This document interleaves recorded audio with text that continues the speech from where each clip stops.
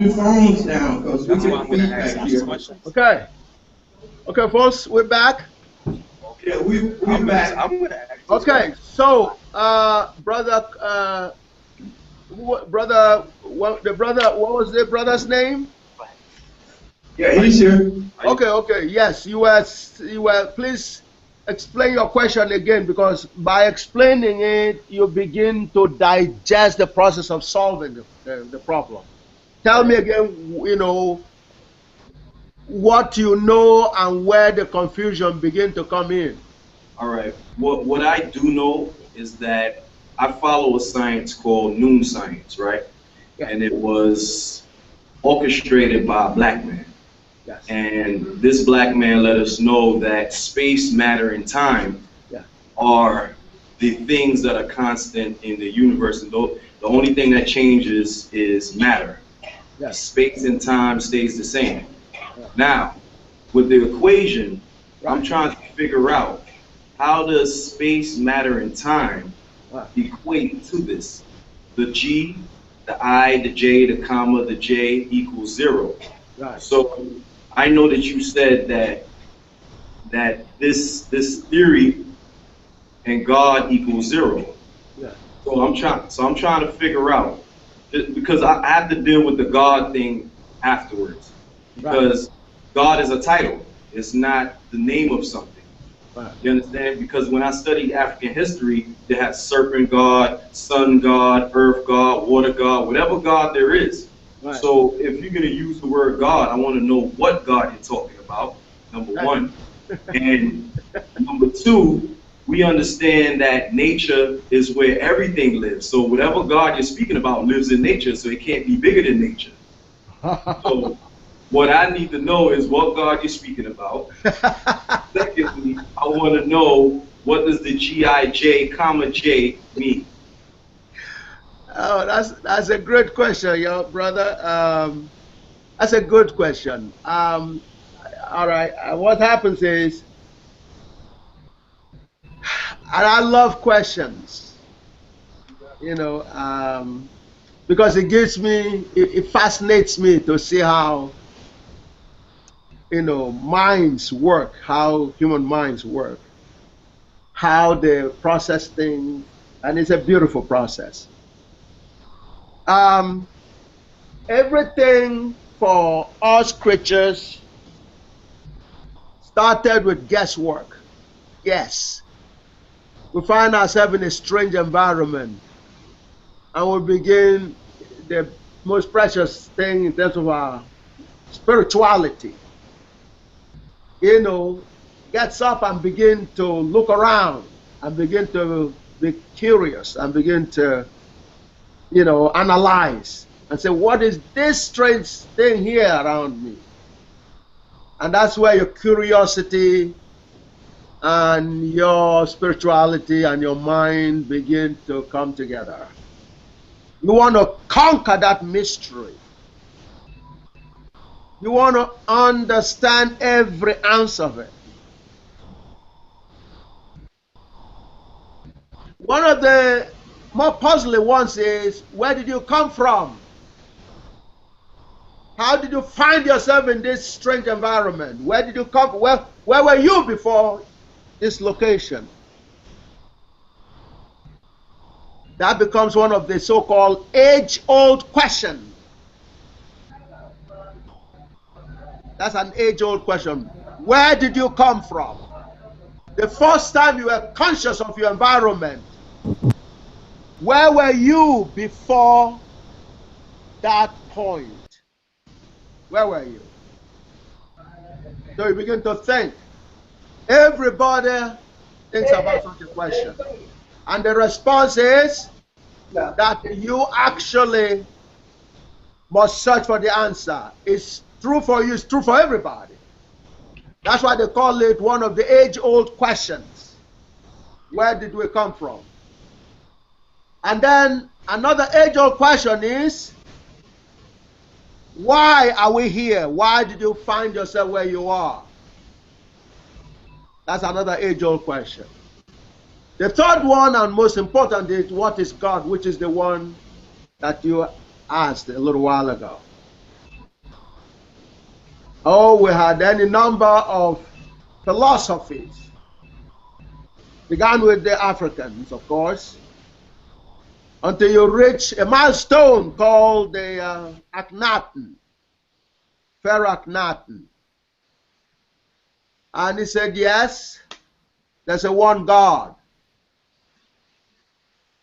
And people, tried to digest it and so on and so forth. Some, accepted what he, the conjecture that he gave. Some did not.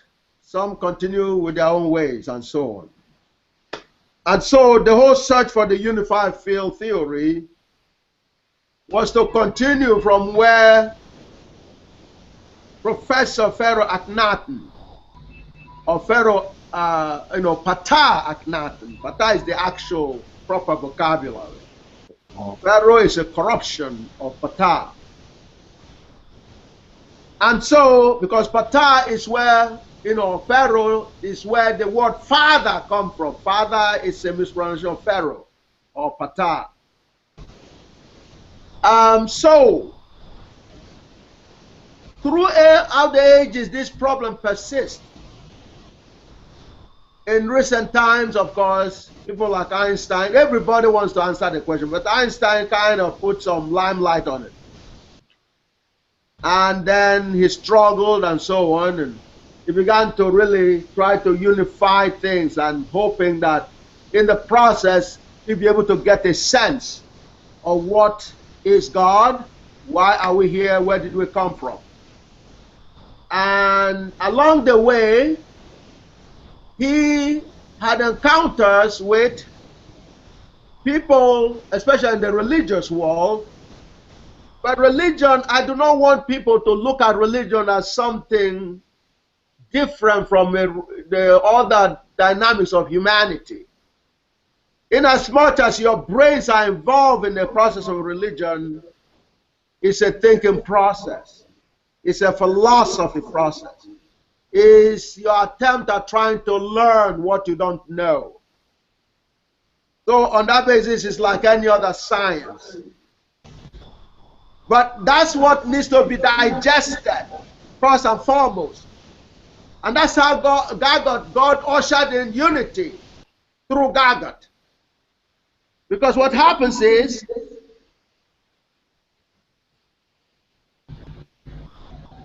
if you classify one dynamics of a thinking process as being different from another, you understand? But there's one commonality, which is you using your mind, your brains are what you use in the process. That's a common denominator.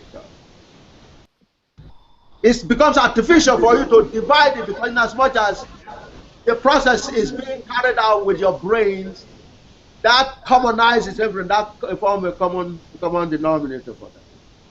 Well, the religious, so-called religious systems, especially Christianity and Islam primarily, and Hebrew or Hebrew religion, they were actually looking at a God that looked like a human being, a God that is contained in one body, a God that, you understand, that looks like us humans. And what Einstein told them was, that is childish. He says that is childish. That's what Einstein responded. And of course, it didn't sit well with the believers. They thought that was insulting, and they classified him as an atheist. He was not an atheist. He was a deist. He believed in God, but knew what God is not. However, he didn't know what God is. That has to wait until GAGUT. So when God revealed GAGUT, God answered that question for me, what is God? Which is, God is the one unbounded space-time of intelligence that we call the universe, which can't expand. That is God. In other words, God and the universe are one and same. And God got proved clearly how they can't be different. Okay? So that's what God revealed. God revealed the definition of God that is infallible, which is the one unbounded space-time of intelligence that we call the universe, which can't expand. So then that is settled. The second question is, why are we here? Or let's take the other one first. Where did we come from? Well, God provided that answer. We came from God. We came from that space. It's consistent. You come from space-time. In as much as space-time is God, and space-time and the universe are one and the same. So therefore, you can't come from anywhere else other than space-time or the universe. So that sounds obvious. The third one is, why are we here? Well, we could take an approach of saying, let's ask ourselves, why we give birth to children, why a mother goes through the hardship for 9 months and give birth to a child. And when the child comes out, what does the parent want from that child? The parents want the child to be brilliant. They want the child to be beautiful. They want the child to look good. They like the child to be healthy. They like all the good things for the child. Why do they want all those good things for the child? Because the child is a reflection of their own selves. So all the good things they want for the child is to glorify the parents. For the parents to brag about those children, to say, you see that shining star over there? That is my child. Do you understand? She's a star, like Sandra Bland. That is my child. They brag. When they brag, they are glorified. They feel good. God would certainly share that kind of sentiment. God created us so we can glorify God. It's the only reason we're created. That's why I'm talking to you right now. That's why that is critical. You allow God's light to shine through you. That's why we're here. So, and I like further questions to deal with those 3 age-old questions that have been answered by GAGUT, if there are any. Now, on your friend saying the space-time is a constant, and that material changes. Well, you can have it. First of all, both of them changes. Depends on what you call changes. Both of them changes, but not change. Change has to be defined. What do you mean by change? If you're moving from one point to another, you changing your points, you change your position. Is that the kind of change you're talking about? If that's the kind of change, then things change. If you take a materialization in the formula that I show you of eta sub n, you have eta sub n was equal to G sub nj xj to power n plus 1. That is what we call the building block of of the fundamental building block of every reality. But because it's a fundamental building block of every reality, and because for you to construct reality, you use your mind to construct reality, to understand reality. Your mind, your intelligence is what helps you understand reality. Therefore, eta sub n that helps you build up every reality is one and same with intelligence. They do the same job.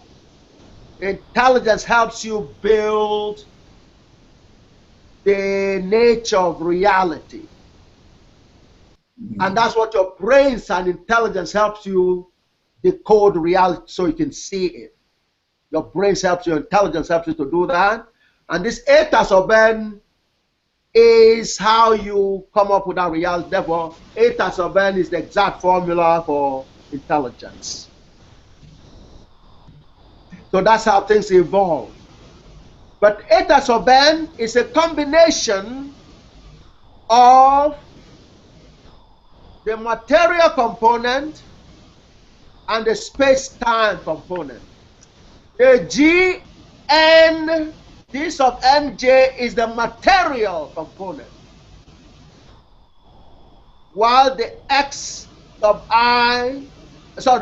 sub j is the space-time component, and they multiply together.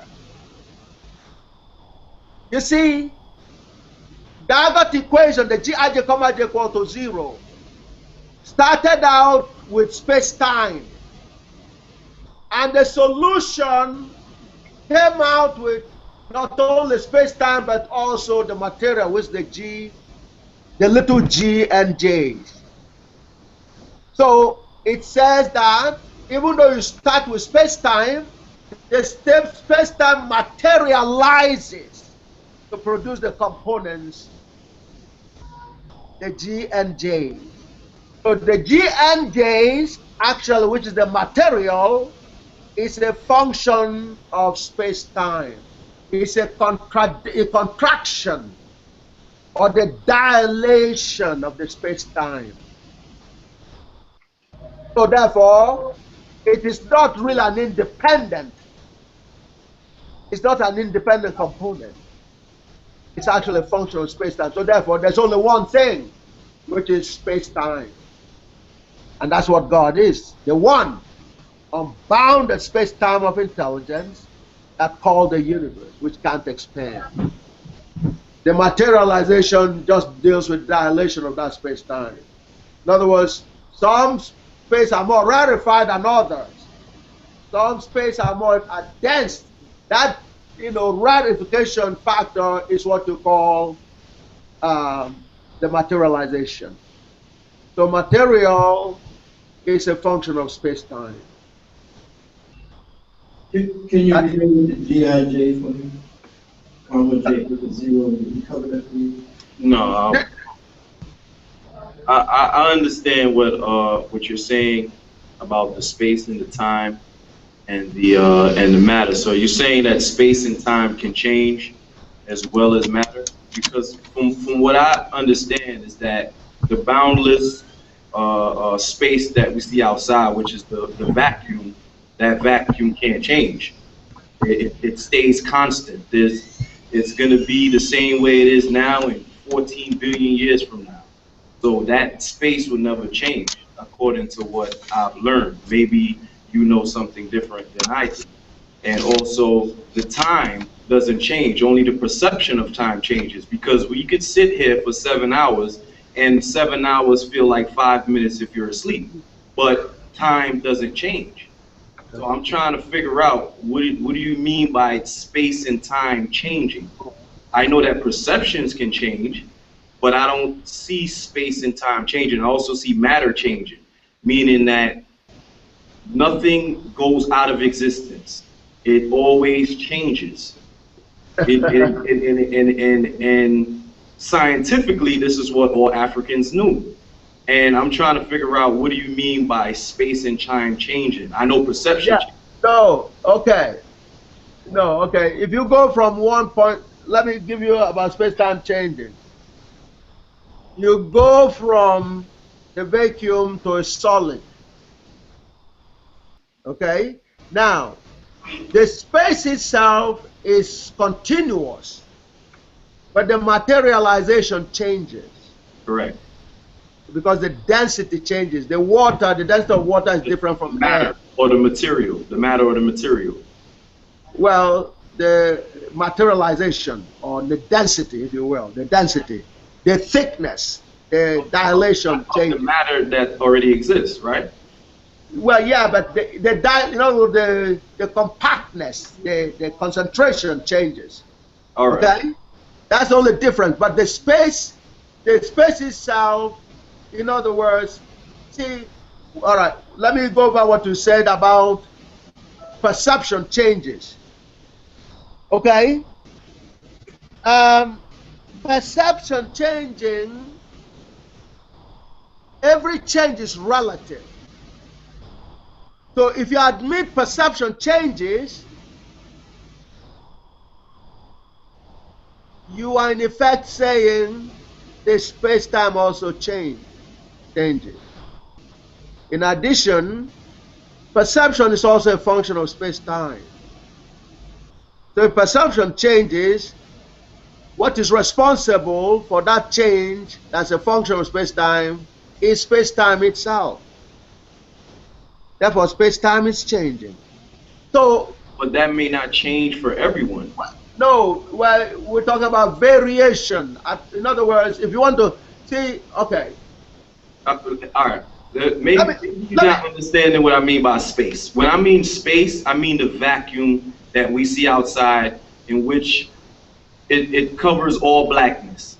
So when we look outside of the planet and we see that vast vacuum that's black, that's what I mean by space. Yeah. Everything. What I mean by matter is everything that occupies space, which is the Earth, the sun, the moon, the stardust, anything that you could think of that occupies space. That's what I mean. Yeah. You see, okay, a change in space-time, for example, is, and in other words, your clock measures time. That's right. Okay, so on that level you can see change very clearly. Okay, it was 12 o'clock at some point. It's another thought. That's considered a change.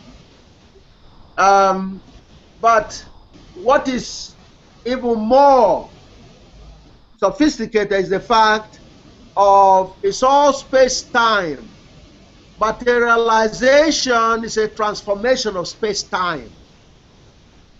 So materialization is also time. So if you admit materialization changes, you've automatically accepted space-time changes. That's what I was saying. Okay. In other words, space-time is not a different, independent entity. It comes out of time. Oh, no, I'm sorry, no. space-time. I'm not saying that they're independent, but because I totally agree with you. They're all, they work together to create a reality that we live in. Yes. So Yes. I'm not disputing that. Yes. But I would like to get into the GIJ, because I know a lot of people want to know what does the expression GIJ, comma J mean. Absolutely. So now, so you see, but again, you will return back to this dynamics of change again, because you saw what is stated by GAGUT. GAGUT says all theorems, all of realities, the truth about of nature,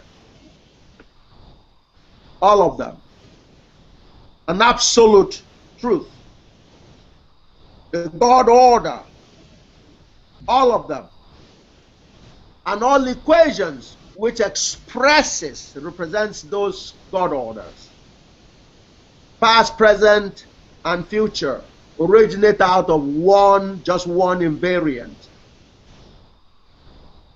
G, I, infallibly defined to be God, which has orthogonal components Gij and a divergence of Gij, comma j equal to 0. That's what GAGUT says. So, what is a reality? Then your question. Reality is another name for a theorem, an absolutely infallible, truth. Human beings are reality. The space-times are reality. And so, if you talk about change, the mere fact that invariant has a change that is equal to 0 kind of relates to what you said earlier. You said space-time doesn't change. So if you look at the idea, which is a function of space-time, it's an invariant. It really explains to you the dynamics of space-time. In topology, they try to focus on a continuously deforming space-time and how to locate the parameters or the characteristics of that continuously deforming space-time that remains invariant. And what God has done is to say that in reality, every unit of reality maintains an invariance. I think that's what you really are dealing with. In other words, if you do a bookkeeping at any given space-time point of an entity, you take a bookkeeping, they may do some changing. Like example I gave. When you're starting out with a materialization, a material entity, like money, you get up in the morning and you put $100 in your pocket, and you got into your car and you drive into work, and then you stopped at the gas station and you got some oil, some gas. You paid them, but before you left the house, the $100 was your initial amount you put in your pocket. You make a note of it, was $100, $10 or $10 bills, or any number combination. That you call the initial amount. You make a note of that.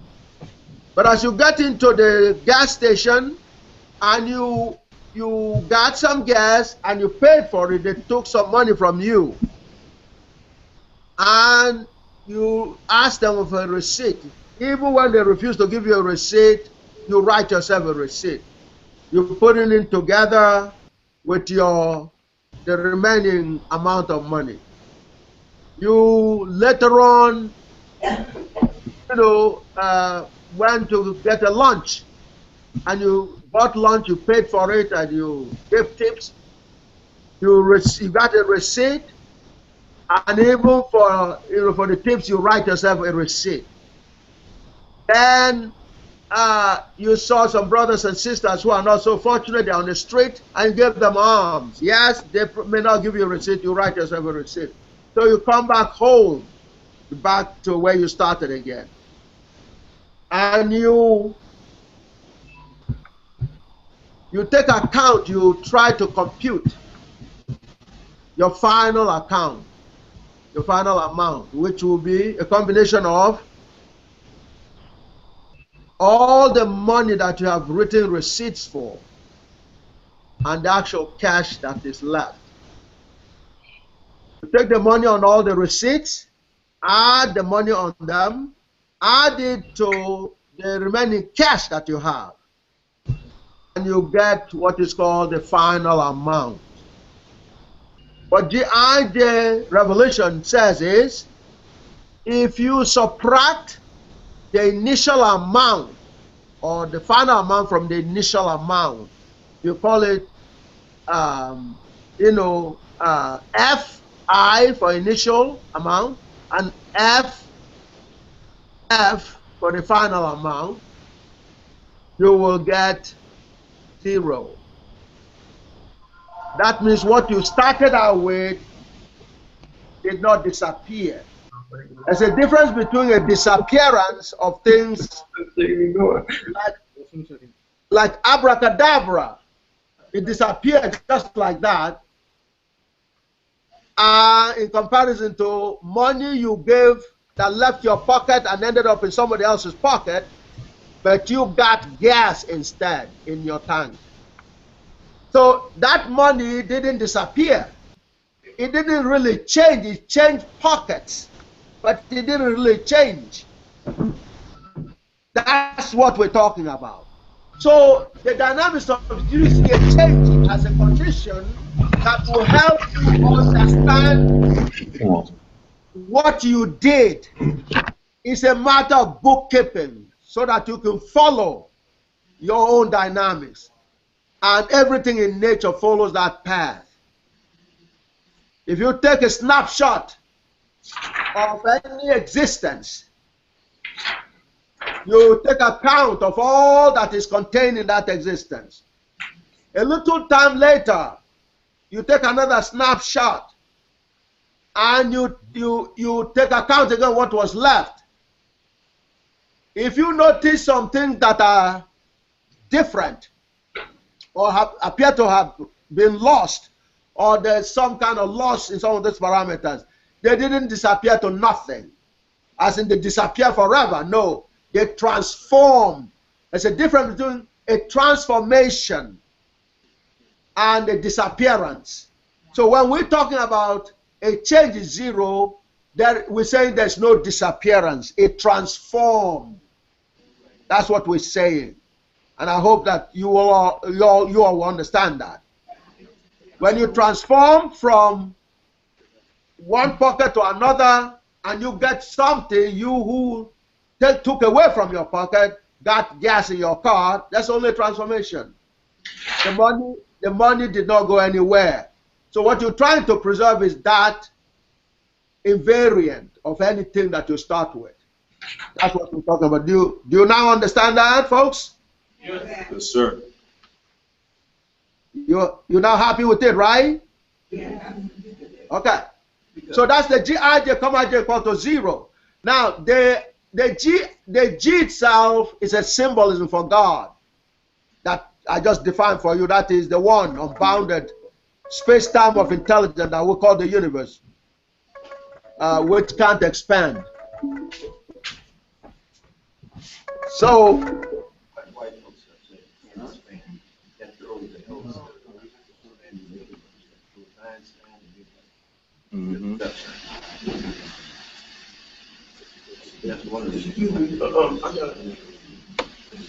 okay, so the Gij then is, in other words, God or the space-time has a couple of dimensions. Let's give that brother a good hand for answering that question, for asking that question. Professor Oyibo, a good hand for answering. Thank you. Yes. So now, an entity, an existence, can have a materialization, which is I. It's a materialization component, and then there's a space-time component. Those are the two fundamental dimensions of space-time and God. So, and the space-time are supposed to be orthogonal, meaning they're independent of each other. Those are the ones that matter. Orthogonal? Mm-hmm. And the materialization is a function of the space-time. So that's what's the connection. So that is an absolute description of the entire, entire reality. So that's what this is all about. So with this, then, you have such a fundamental picture of reality. And that's where the Riemann hypothesis, I'm hoping that Professor Dembo, you know, is going to continue with some more details of the Riemann hypothesis. And I would like everybody to follow. We ain't enjoying it. Okay? Because you want to begin to get a hang of things in terms of, you know, what the formula was given to us to do with. It is to solve problems. Except the problems have been fundamentally solved for you already. God gave us GAGUT with a perfect equation, Gij, comma j equal to 0. And God also did not stop there. God actually gave us the actual fundamental building block, which is the solution to the problem. That's extremely rare. Normally, when people come up with, and it's not a theory, it's a theorem, meaning an absolutely infallible truth. That's what is called a theorem. The ultimate theorem comes around and it has the total solution is given. No human being, no creature can, you know, can lay claim to that. That claim belongs to God. That is a glory, you know, that God has. That is the only one qualified to take on. That's why we call it God Almighty's grand unified theorem. People have tried to call it Oyibo's grand unified theorem, and I've not taken that very seriously because I can't fool around and say it's my power. You know, then I'll be unrealistic. So that's what, you know, we're talking about. So therefore, you have a problem, like Professor Dambo was saying. You have problems, you bring them and we solve them. It's a lot of fun to solve problems. That's what you do best. You solve problems because you have a lot of brains. And that's why I gave the challenge before.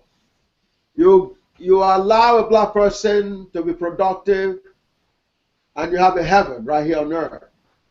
But if you terrorize a black person, you understand, you're creating a major problem. And that's what has been happening for the 2,500 years ago, you know, consistently. So that's why God brought us, you know, to deal with this truth. And that's why I encourage a lot of questions. All right, I'd like to go into the Riemann hypothesis so that you could see another practical application of GAGUT. You know, in this case, solving a very famous problem. You know, and part of the reason God, you know, ushered it, you know, via the black race includes the reality of going through a lot of persecution. Usually God is on the side of the persecuted. And God usually gives a reward after you've been persecuted. And GAGUT is our own reward, but it's the ultimate reward. So we feel blessed for sure. And but the gratitude can only be shown to God through our actions. Each one teach many. That's part of the action. You want to teach a brother, you want to teach a sister. You want to take them to higher grounds, which is why God wanted me to focus on this Riemann hypothesis today. And John, yes, I'm sure. Can you try to call Professor Dembo because we're waiting? I'm doing that. I'm trying to get us some people. Okay. Professor Abel, I have a question for you. Yes. The question is twofold. One is my problem is personally, I don't know about nobody else, but yes I do. I have a problem with white people. Yes. And I don't like how the history they have been treating the African American diaspora for all these years. GAGUT, to know about GAGUT is a breath of fresh air. And I truly will be studying it more. And that's the first question. And the second one is, could you explain to us about Jim Crow dollars and what that means? Go over the last part of your question again. Could you explain to us about Jim Crow dollars? Yes. Okay. What it Thank you. Well, Jim Crow dollars, like some of the holy books say, whoever prints the dollar owns the dollar. So dollars or currencies that are printed by Jim Crow is what we call Jim Crow dollar. You could print your own, but it will be considered illegal in the system. But what is more insidious and more problematic is that a dollar is supposed to be an evidence of productivity. You know, you use a dollar to buy products. So, you know, it's something that goes along with productivity. What has been done to black people is a fairly complicated stuff. Black people are the most productive unit of human family. However, like Professor James Brown said, all this work I do with my hands, I do it for the other man. You understand? Which is why Professor Brown's life was particularly unique, totally connected with GAGUT. We're in the process of making arrangements for him to join us here in New York when he mysteriously dropped, you know, transformed on. He's a kind that understands because that's his life. When he woke up and he was convinced, he was proud to be black. Transition. That's when he saw the light. Suddenly. Yeah, many of us are unable to see the light, and so we have problems and so on and so forth. So Jim Crow dollar is the dollar printed by Jim Crow, in which they coerce other people to go along with that printing of the paper or the dollar. In the process, you do not have any of their dollar bill in your hands. And since you are not allowed to print your own dollar, you have to be, you know, constrained by their desires and their will and their perception of that, you know, of the whole dynamics of the shirt, or, you know, I mean the dynamics of things. So what we're saying therefore is a dollar only means something for what it can do. A dollar is a medium of exchange. If you are productive and you can produce everything you need, you won't need to exchange anything with anyone. So you don't need dollar bills. You don't need any money. You know, that's the way it is. We don't know what might happen. No. You understand? On the other hand, when you're not productive, you have to, and you can't, you don't produce anything, that means you have to find money for you to exchange for the goods that you need. And by and large, finding that money means you have to go and work for somebody else. That's our story. And, you know, in recent years. And in the process of trying to find that money, you end up sharecropping and get caught up in a kind of nasty situation where you can't get out of it. So there's a trap that comes with not being interested in minting money or printing money. Although for you to print money, it has to be backed by substance, some solid productivity. That's the challenge. Productivity or gold is what backs up money, especially productivity. So that's the dynamics of Jim Crow dollar. Jim Crow dollar is nothing else but, you know, a paper that is printed or coin that is printed or to be used for the exchange of goods and services. And because in the realm of the Jim Crow, that is controlled by Jim Crow themselves. That is why it is extremely critical. That's one reason why God sent GAGUT. We must be productive. Productivity is critical to the survival of the species. You tell everybody that.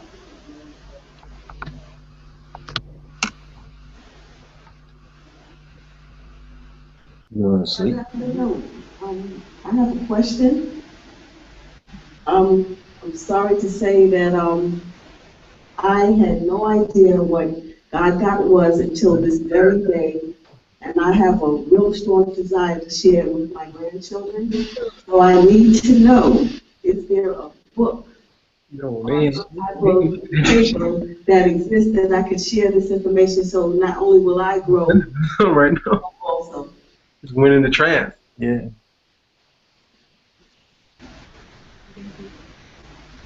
No, he's tired, man.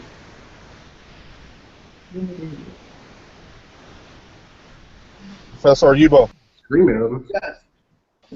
you going to sleep on us? What? Okay. I dealt with the question the brother asked. I was waiting for another question. Okay, the question is, unfortunately, this is the first time I have ever heard about GAGUT, and I am sorry to say that I have grandchildren that I want to share this with, and I want them to grow along with me. So is there some type of book or manuscript or something that I could use to share this information? Yes. Yes, there is. There are books. What? Quite a few books have been written. I could tell he was going to. God is yawning and shit. Yeah. He been, He came from Africa, they said, right?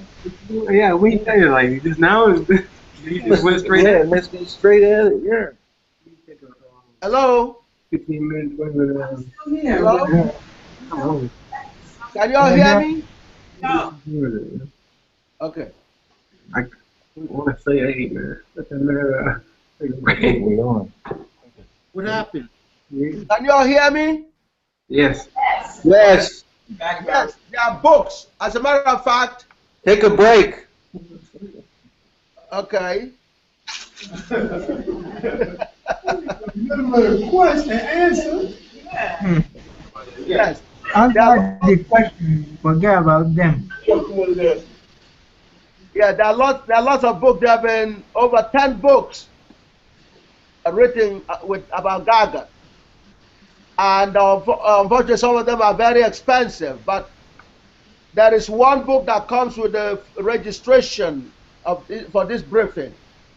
So you can arrange with Brother Glover to work out the deal for you. This book, see, I'm waiting for one of the brothers in Nigeria to join in so that I can go into the Riemann Hypothesis, which is one of the main topics for today. Okay? The Riemann Hypothesis is something that you need to deal with.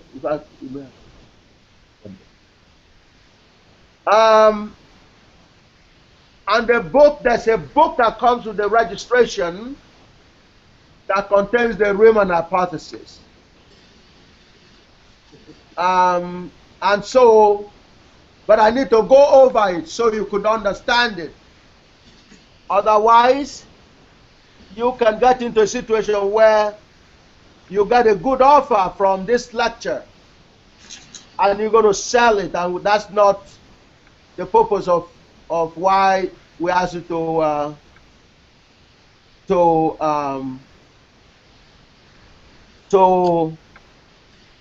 come into this briefing. We want your life to begin a transformation process, beginning with the presentation and so on. So that means you're going to go home with 1 or 2 books. There are 2 books that are current. That one of them comes with the registration and the other you can purchase. But the Riemann Hypothesis is very critical because it has a piece of your history.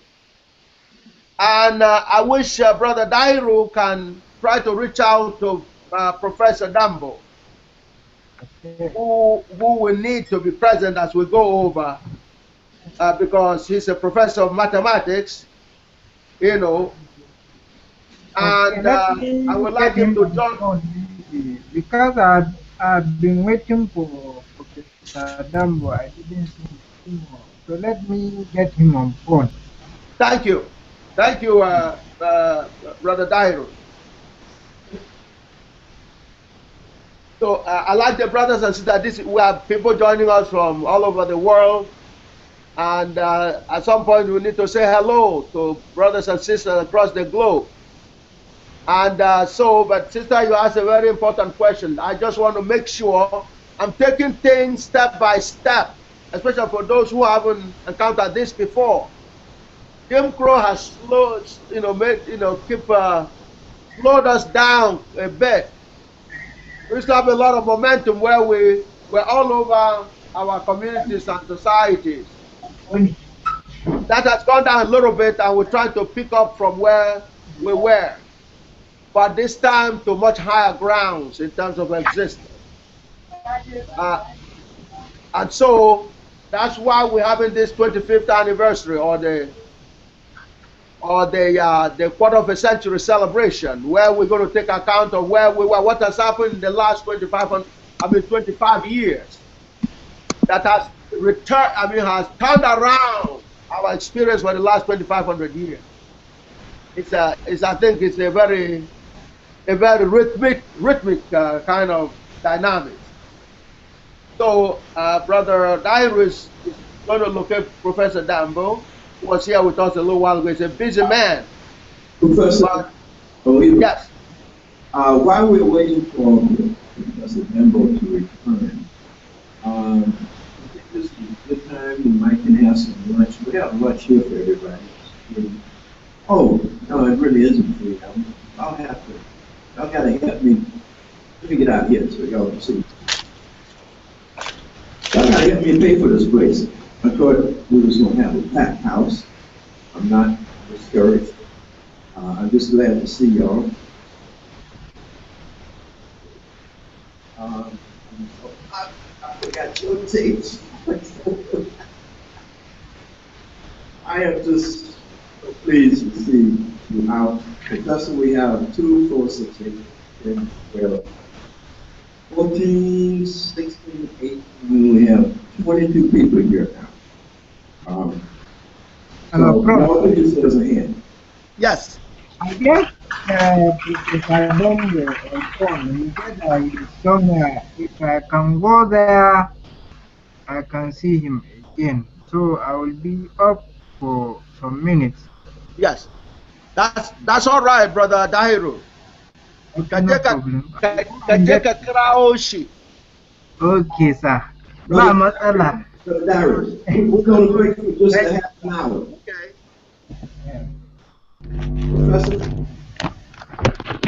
Okay. Listen, there's soup in there. I think the big bowl is still hot. It's great soup. We've been trying to eat it all up from y'all. But I do need everybody to make a sacrifice. We have to raise $600. All you don't raise, I'm responsible. I really ain't got $600. Well, I know we got $600 together. I know that. That ain't no money. That's some Jim Crow So, bring them Jim Crow dollars on over here. Bring them Jim Crow dollars. I want to thank my sister in the back for $10 donation. And she has pledged that she's going to give something every month, right? To GAGUT. Oh, thank you, thank you. Oh, I love it. Thank you. Let me get a basket here.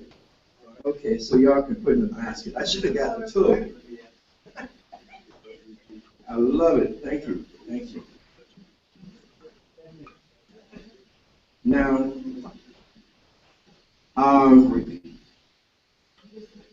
there's salad in there. There's rolls. There's soup. I think there's a little fish left.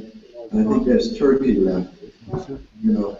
These two people are supposed to be coming in. They have Gmail accounts. They can access it. I've given them the link to watch it live, but they can't seem to connect here. And there's only 5 people here. There's supposed to be at least 8, 6 or 10. Take a check. Make it out to OFAPPIT Institute. OFAPPIT. OFAPPIT. OFAPPIT. That is Organization for African People's Participation in Technology. OFAPPIT. OFAPPIT. IPPIT. Organization for African People's Participation in Technology. Thank you, brother. I'm not sure. It looks like it's Ratapur. So what did you verify where Ratapur is? I haven't been able to talk to him directly. There's that's by the way, on the book. Oh, okay. Now you get a book with registration. But the registration was, there's 2 registrations. There is the registration, which is $550. You get a book. Oh, you know I can try here. Yeah. And there is I haven't tried it. I'm trying now. the intelligence registration, which is whatever you put in, you come in as a group. But in order to make the $550, which you get a book with, you have to match it right. So if all of us only come up with $550, we get one book, which we have to share between all of us. And so whoever gives the biggest amount in this 500, I think that person is the one that should keep the book, and then let the rest of us borrow it. It ain't that big. Yeah.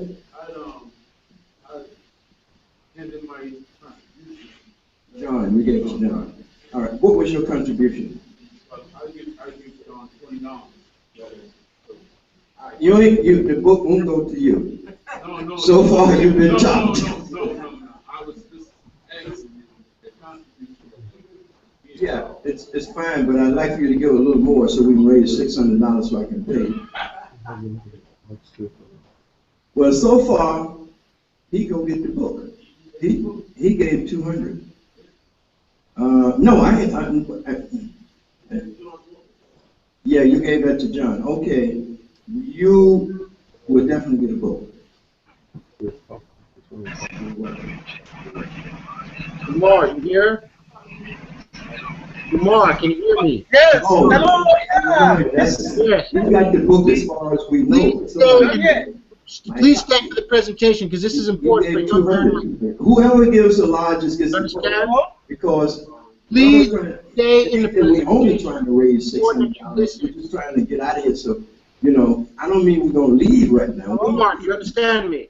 Yes, I can hear you. Yes. Stay for the presentation. The highest because there's only one book for every complete registration. You understand me? We came in as a group. No matter how many in your group, all right. you're all getting in, even if you don't pay but $1. You're getting I'm here with you. Great. Praise God. Praise God. As a group. Okay, all right. But you only get a book for every $550. So far, this group ain't even got a book. I can see him here clearly. Okay. Yeah. You don't have to worry about it. Wow. For a very long Oh, time. we're doing it as a group. Wow.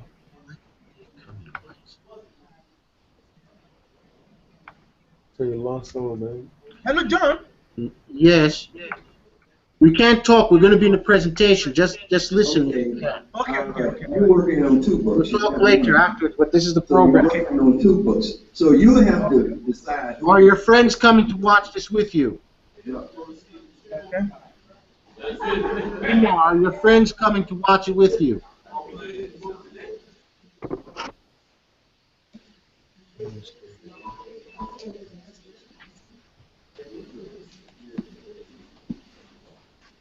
All right. Right here in the kitchen, when Professor comes back on, I'll work that out with you. You don't have to worry because you're in contact with John through the through GAGUT. Y'all want to talk on tape now? It won't make any difference. You'll get the book. That's for sure. In fact, I'm going to take your name and number registered.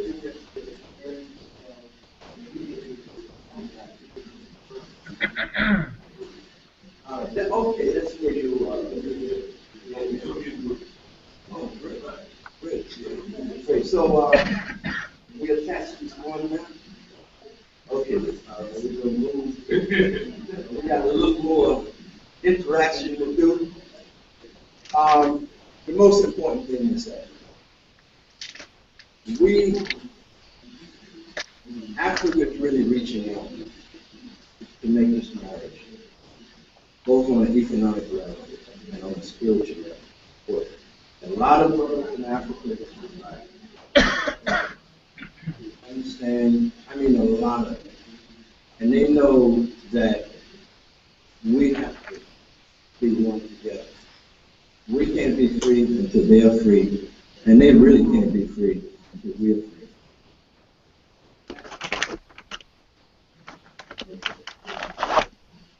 Oh.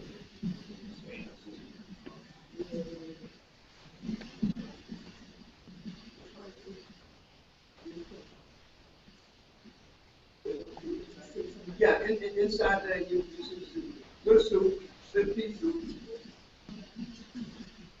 There's one bowl that's still hot, that's the light bowl, the rest of them is furnace and others. So there's hot and cold. Thank you.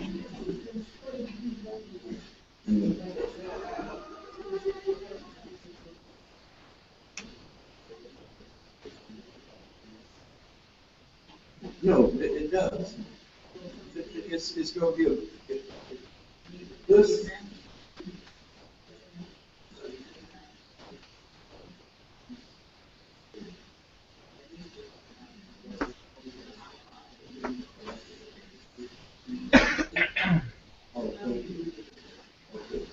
Thank you. Thank you. Right now, I'm putting all this stuff together to pay for the space. I'm doing one thing at a time. All right. We have Atiyah. Yes.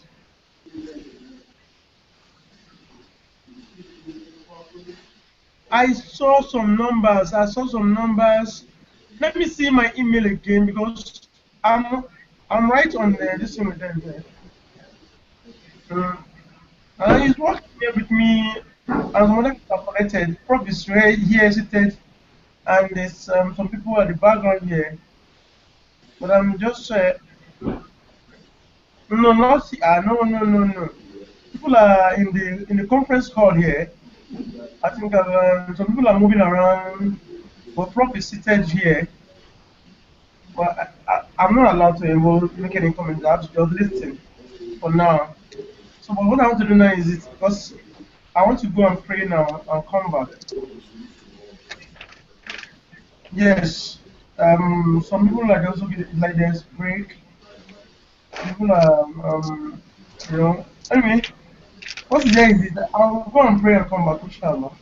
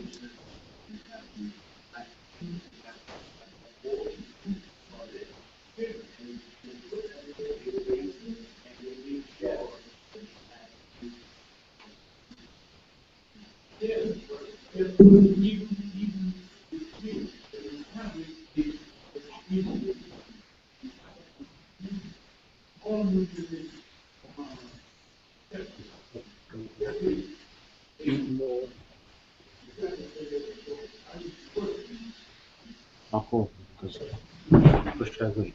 Do you think they're getting something to eat?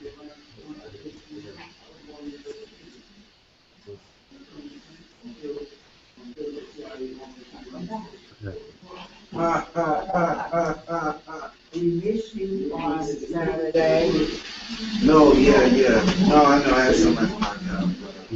Thank you. One more. Okay. Yeah, I'm still gonna ask you those questions. Remember the question I said I wanted? Yes. Yeah, I'm gonna get you. How are you? Very good.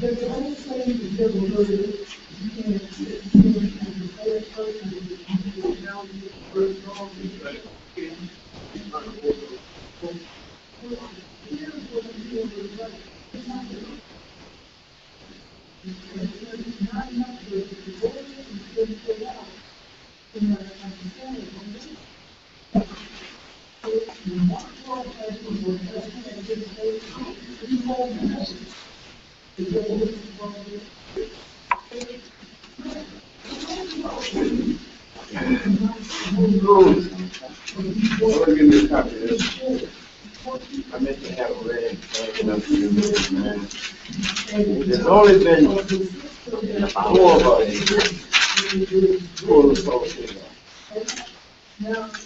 You are the that was the case.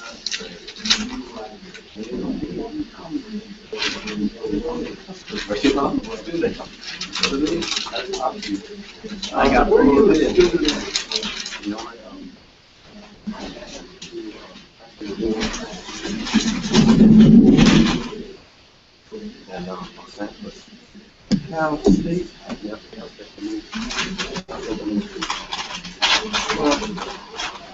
oh, look, we have to promote GAGUT.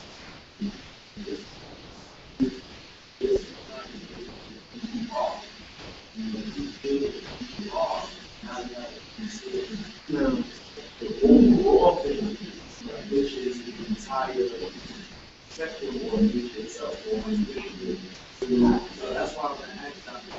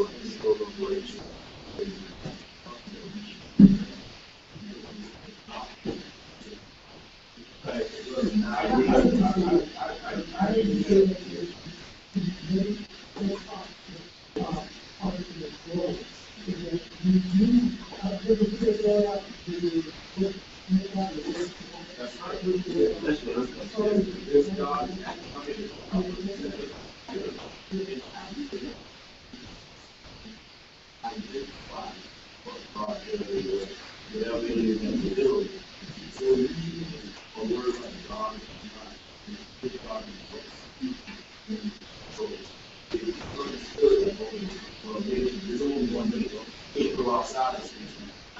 That's space. That's not matter. Time is what law, space, and matter understand the physical reality here. So that's why we want to see those zeros we're talking about. So this theorem does deal with it. But the thing about that is before I teach others,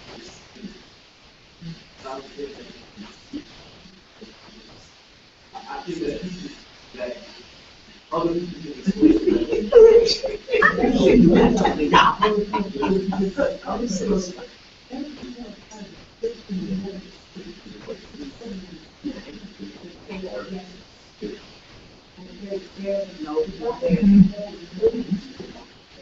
Thank you. Very much. All right. I've been looking it up. Okay. Number two, I think he tried something. So it's like, I'm trying to that's what follow that kid. John, what? right here. Okay, what's up? Well, everybody, lunch is a good thing they got lunch. We don't have to do right next door, right next door, right here. Lunch. I didn't try this other time.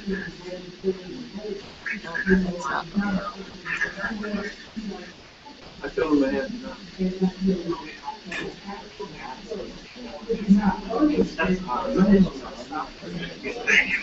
Listen, did nobody come back there? All right.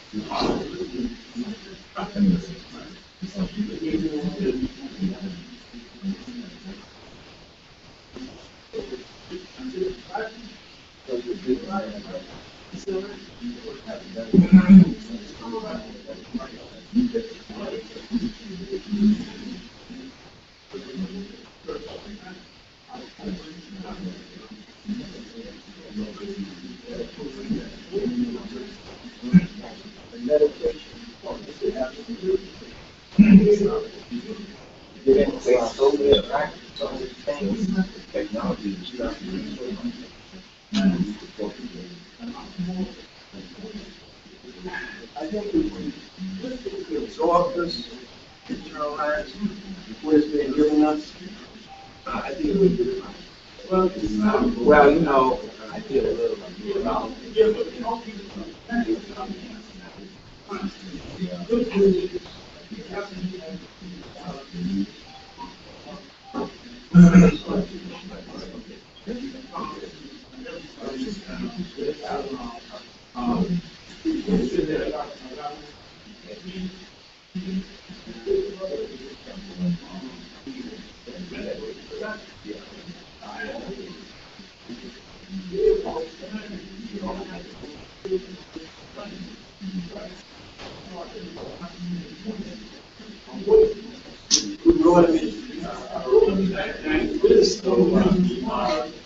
this is spiritual form. They are connected, right?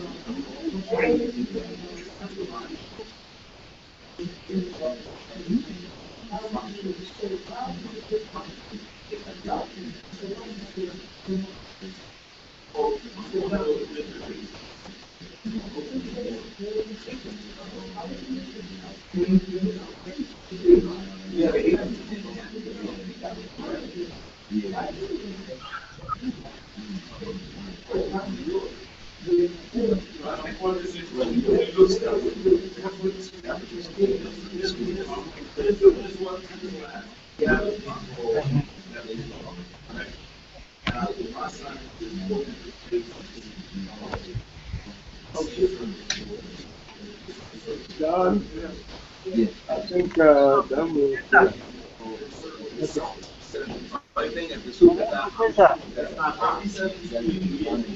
Are you not ready yet? Yeah, Professor Damo is on now. Hello? What? Ga mu mun dawo daga sallah. Oh, ka yi mana addu'a. Ne kasan dole mu yi sallah. Yawwa, yana da kyau. Ina zawar mun yi la'asar mun yi magariba. Auto, Saura yana da kyau. Kowa wurin Yana da kyau. Sallah. Yana da kyau sosai. Sai sun dawo. Wannan aikin Allah ne ai. Kowa je sallah. Yana da kyau. Ai dole a gaida Allah. Kwa, abin da ya kamata kenan. Ya ba ka je ka gaida Allah ka dawo. Ba ai in muka fara ba kome za a yi za mu fara ai yawa bari mu addu'a da ni da kai to ai amma ka san a yanzu kamar da shugaba da yake in the name of God yes amma ka san yanzu ina under house arrest. So, ya yi kyau. Ina house arrest na yanzu. Ina maka albarka. Gaji. Amma ya kamata mu fara wannan program. So, ina so ne na gama wannan Riemann Hypothesis din nan. Yanzu a gama. Bari in ba in sun dawo sai addu'a. Of course. Wannan zance da kake ai is wallahi abin da nake so a yi kawai. Ta sana ga maka General Muhammad. Na gaya maka abin da ya yi ai. Zai kama hanyar Sudan ya yi musu magana can. Bahaushe kenan. Wata Bahaushe. Da kwa ai irin abin da ya kamata kenan. Haka.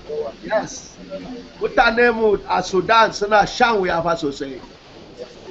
Na ga wani guda ne rawani. Ko? Na ga wani mutumin Sudan da rawani. Yes. Bakin mutum ko? Bakin mutum da kan na tsari. Yawa. I think nema na gani. Abu ya bani haushi fa sosai.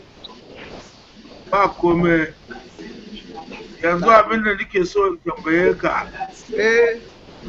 Maganar rishin wuta a Najeriya as a statistical physicist of the highest order. I want to give solution. Yes. To this blackout instant and consistent blackout all over the nation. Is the sin that is interrupting us. We are planning to use generator no fuel in Katsina. Yes. Ba mai, ba fetur sun hold it. Yes. One I mai sauki ne. Ko John Glover ma yayi designing. Haji ko kai inda zai yi ai sai ka zo ka tattara waɗannan machines din kawai ka kai su gida. Suna nan baka ji da zu mutum Brown ya zo ya gani muna gina wato kaman engines da jirgin sama da kome babu da mama computers ne haji to babu da yes abinda yara mu suke so kenan yes to muna so a ba mu shawara mata kula da harkar mai. Yes. Where's your wing? Yes.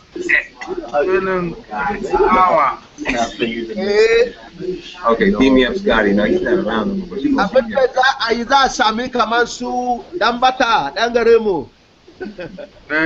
Professor Dambata a ABU ba.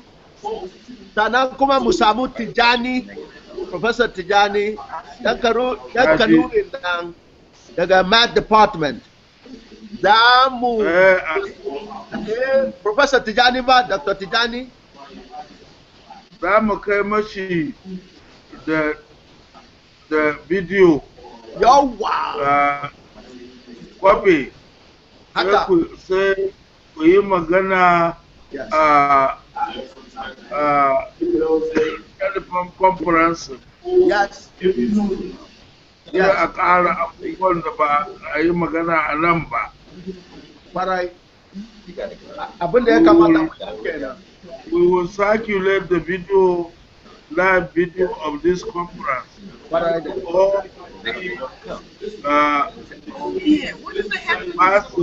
the university.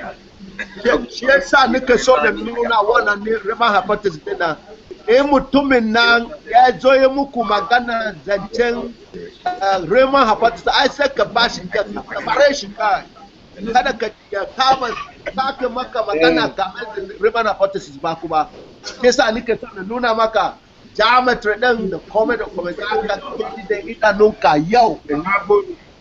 A ci gaba. Kama on the video din za ka ga the actual solution din a yanzu nan kwa. Sai ka kai shi ka taba shi. Sannan kuma ka ga dan arewa ba na wasa ba ne. Je gware ba. Haka. Mu ba wasa ba ne. Allah ya yi mu ne da gaskiya. Ba ma surutu ba ma iskanci. Ba ma ƙarya. A ba ka ƙarya ha abada. Yawa. Haka ne. Ko da yake ba na samun fura garin nan. Da haka za mu zo New York da wura da tuwo da kuka. Magana kenan. Za a kama tuwo da miyar kuka na haɗeja. A turo invitation. Ana magana kenan. In ka kawo wannan ai babu da za ka tambaye ni ba za ka samu ba. Allah kai mu. Za mu zo sabuwar shekara. Yawa. Da ni da Professor Isa. Professor Idris Abdulkari ya yi mana lokacin da muna Zaria. Ya kawo mana gida kawai ba da ya dafa mana abinci da bura da kome da ya bamu. Yanzu ka mata ka kasa samu. Ai ba wuri kamar gidan ga maka. Kuna nan gida ba mu gane irin blessing da Allah ya bamu ba. ba mu gane ba za sai a hankali. Kwa. In jaja a nasarallah. Kwa. Sai da Allah. Sai da Allah. Za ka ga mutane suna shiga addinin sa ƙungiya. Ƙungiya afuwajar.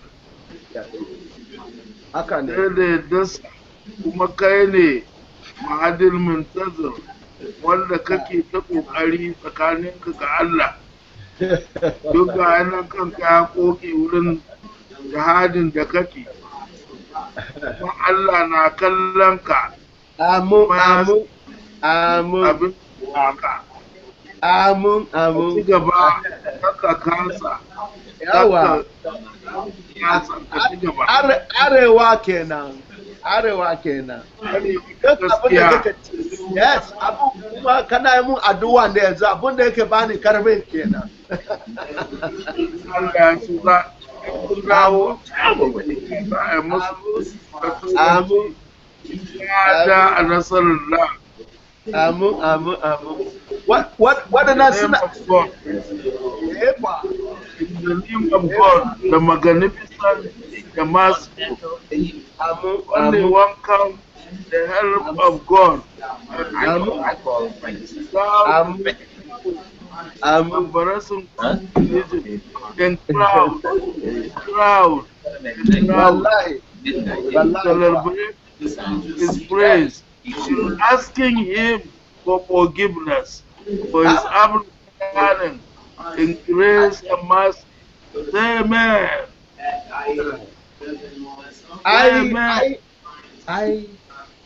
Abinda nike abinda ke na wato wannan kan bani karfi ne ba sosai.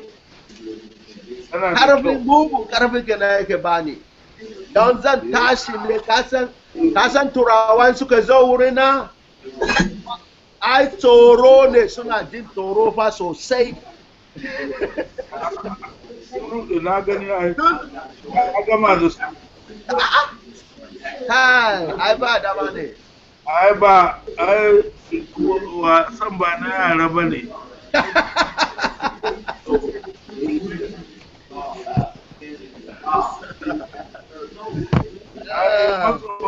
Ai gwaninta. Wato waɗannan mutane suna cin abinci ne yanzu wai suna lunch za su dawo yanzu nan mu karasa da Riemann Hypothesis na ina so ka ga geometry fa sosai wallahi sai ka ga geometry din in ka sadu da professor iya kuma abin da ka gani ne za ka yi magana kuma coverage din da Allah ya za a samu iya yayi talban conference da kai. Na gode. Za mu ba video tape na wannan. Sai yayi sharhi, yayi talban conference a gama Africa da Nigeria through Academy of Science and National Association of Mathematical Associations. Yes. Kowa ya san kana nan baka mutu ba. Farai sun yi kashe ni amma saboda goyin baya da kuka bani abinda za a baka makari. Don ba ka na gode muku ba sosai. Gobe za a kai ma shugaban kasa bidiyo na wannan conference. To, muna nan. Da Profetin Isa za a mashi bidiyo tape a matsayin kai a sama shugaban kasa da gani. To, sannan kuma sannan kuma sa'anin media din na muna bukatar media fa sosai. Allah ya kara ma lahiya da tsawon rai. Muna son ka shekara kamar su nu Nigeria newspaper din na da Professor Maman Daura Mamman Daura sai ana da turin kawun shi yawa Professor Buhari yawa da shi da Professor Isa Dauda Daura ana yawa aka ka ga mu Okay, y'all. Abubuwan kabila to kuma kai ka zama sabon ɗa da kana Obasanjo bai rabe yanzu ka zama Daura. Okay. Allah ke na gani wato na gani mutane na kaji ko arewa na nike bana damuwa da halin arewa kaji ko amma yan kudu din nan kai karin gume ina shiga arewa na zo gida kenan kaji ko ba a gaya musu kaji gida kenan ba inda na nike duk arewa nan da nike jin tsoro amma na je kudu kai saura kadan da sun kashe ni a Owerri da su da yawa okay ba Professor Adanaka ya so in sa shi na kiya Professor Sam Ali na Oku a Kogi shi daga Kogi ne shi Oku ne daga Kogi Kaba Professor Ali dai Professor Alexander Ali shi daga Kogi ne ya graduating 73 kai kai 71 haba dan Kogi ne ai ban sani ba yau ka sani zan sa ya ne yana jin magana kwa yana jin ka a'a wai shi mutum yana jin magana shi mutumin kirki ne kwa mun zauna da shi na kawo shi daga Putamina Federal Science and Technology University na Mina na kawo shi ya yi jihadi akan the mismatch mathematics. Attention while Reverend Oliver comes up.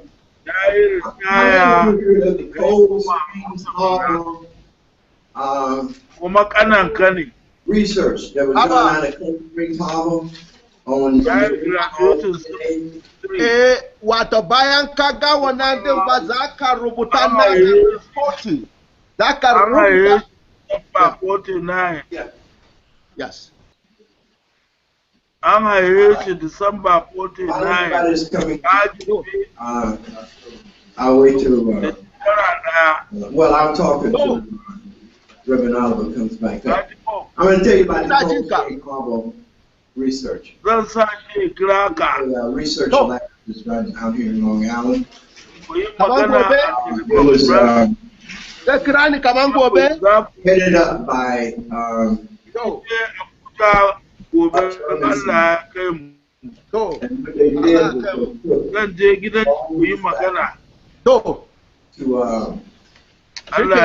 extract DNA.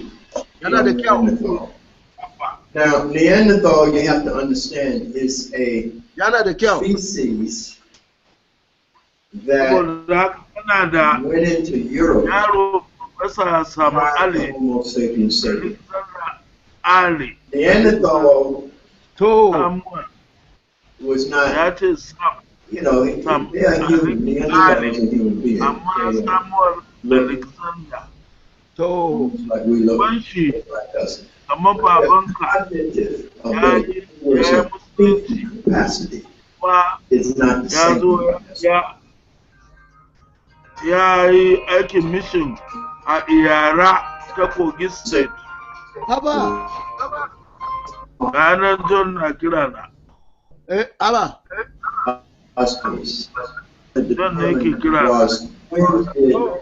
Neanderthals disappeared. They thought they were extinct. And they wanted to know when they went extinct, and did any of their DNA survive among man. So what they discovered was all Europeans and all Asians have Neanderthal DNA from 3 to 15%. Now that's significant because you wonder why these white folks act like cavemen. Well, it's their DNA. Now, what the study showed was that Africans have no Neanderthal DNA. And what the research, I was trying to get to the point, what the researchers determined is because Homo sapiens sapiens is a higher species, in other words, its capacity for creativity and genius is way beyond Neanderthal. So, Africans, after they did all the tests and specimens of people, Africans had no Neanderthal DNA. And they concluded that Africans are the only true Homo sapiens sapiens. So that fits into what Professor Oyibo. And I'm sure he's going to talk about another study.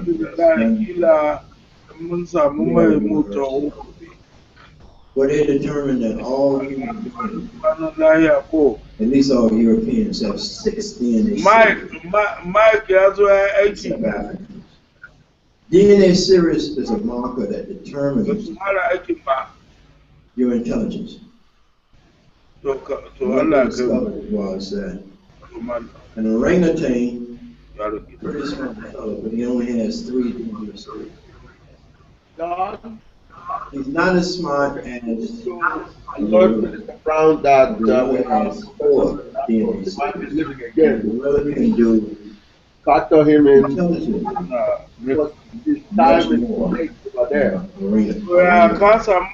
But a gorilla is not as smart as a chimpanzee. Now, a gorilla would sit down and watch television. At least, he'll conventionally watch it. But a chimpanzee would sit down and watch television and change channels on you. So he's watching television. And you can teach him to recognize up to 200 words. Now, white people come, he has 5. Just alert him. Europeans have 6. So we can program him before he lives again. We have to finish the presentation. 6, and the chimpanzee with 5. Look at the difference between what Europeans can do and what a chimpanzee. But Professor Oyibo going to talk about this study. The Africans, they determined, have 9 DNA series, 3 more than the Europeans. And that is why you have a professor. And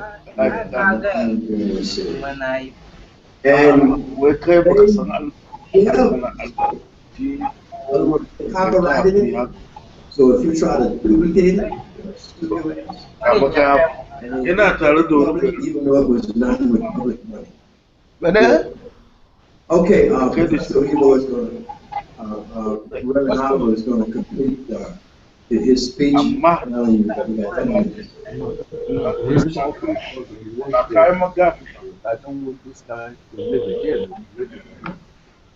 Minister Brown.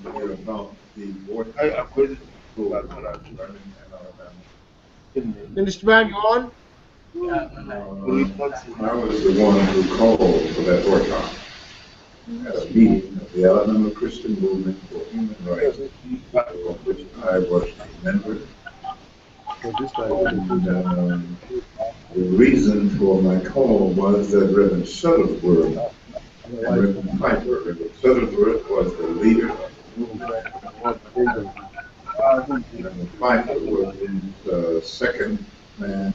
2 of them were arrested and served their time.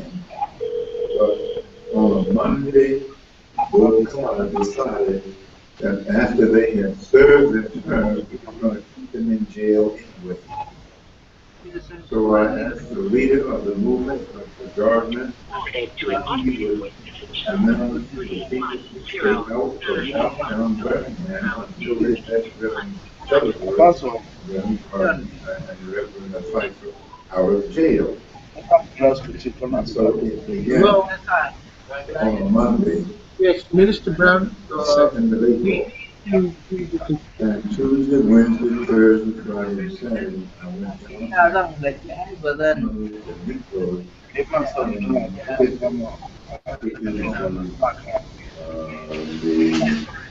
the Maces of Birmingham, the grassroots. Love was the Bloomingdale of Birmingham. And I went to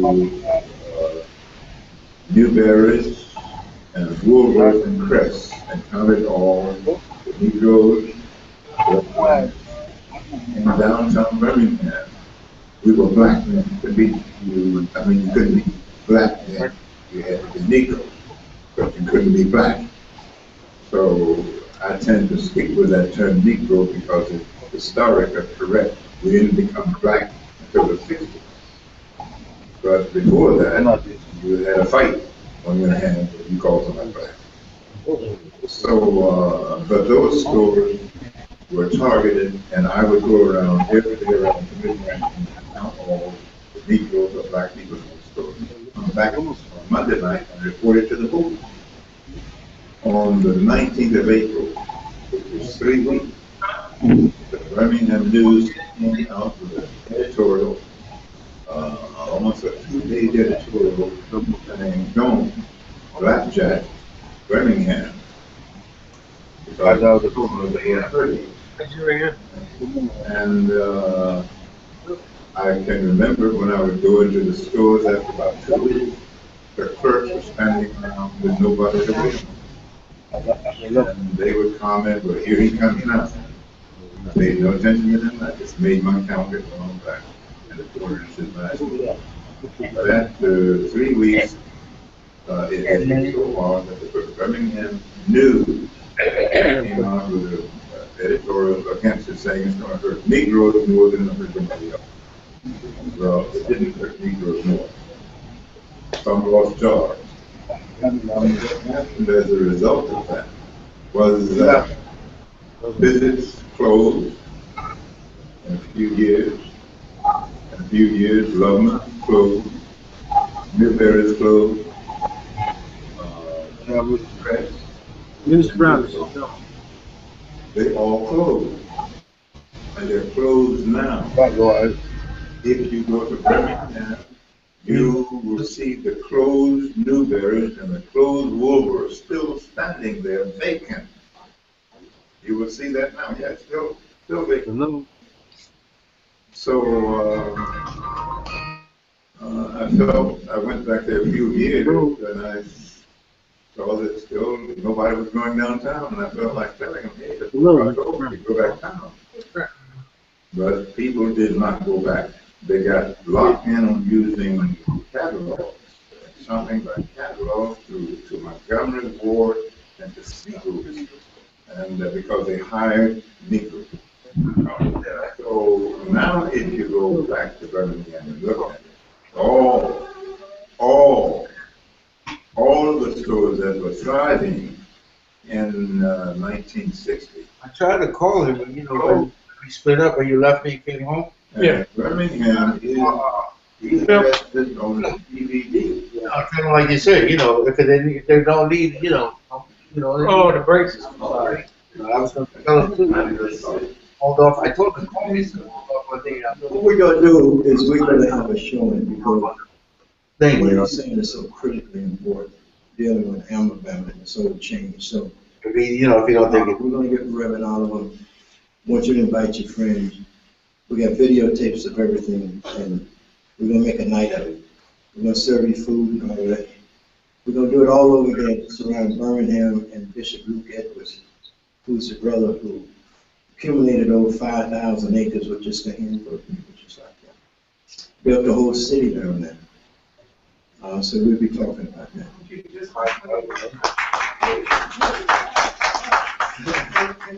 John, we're ready. All right, just 1 second. Professor Oyibo? 1 second. Hello? Yes, just 1 second. All right. All right, we're ready for you. Need the lights? I don't know how to put these lights. Okay, just a second. I will give you 5 minutes. That's a New York joke.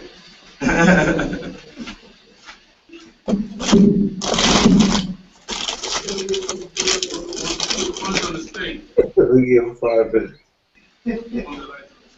Yes. Yes, sir. Oh, okay. Yes, I can do that quite easily. Just need you to be here. Pull it upside there. Go over that.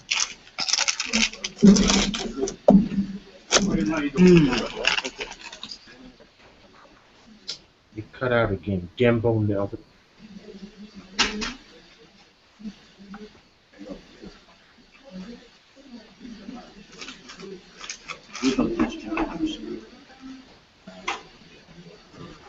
Wall Street Journal. Former Cleveland grand jury declines to indict officer in fatal shooting of 12-year-old in New York.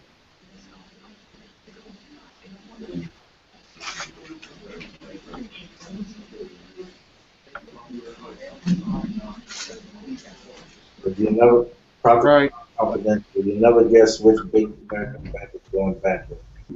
Professor Dembo, are you there? Professor Hello? Dembo, are you there, sir?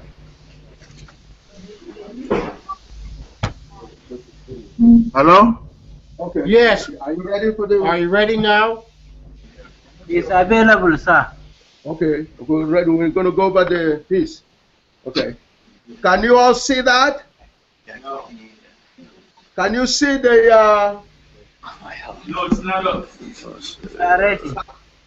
Okay. Can you see the picture there? The formula? Yeah. Okay. Minister Brown, can you all see that? Yes. We got it. Okay. And Professor Dambo can see it? Yes. Okay. That is the equation 10-1 is the Riemann hypothesis, or rather, what is called the zeta function.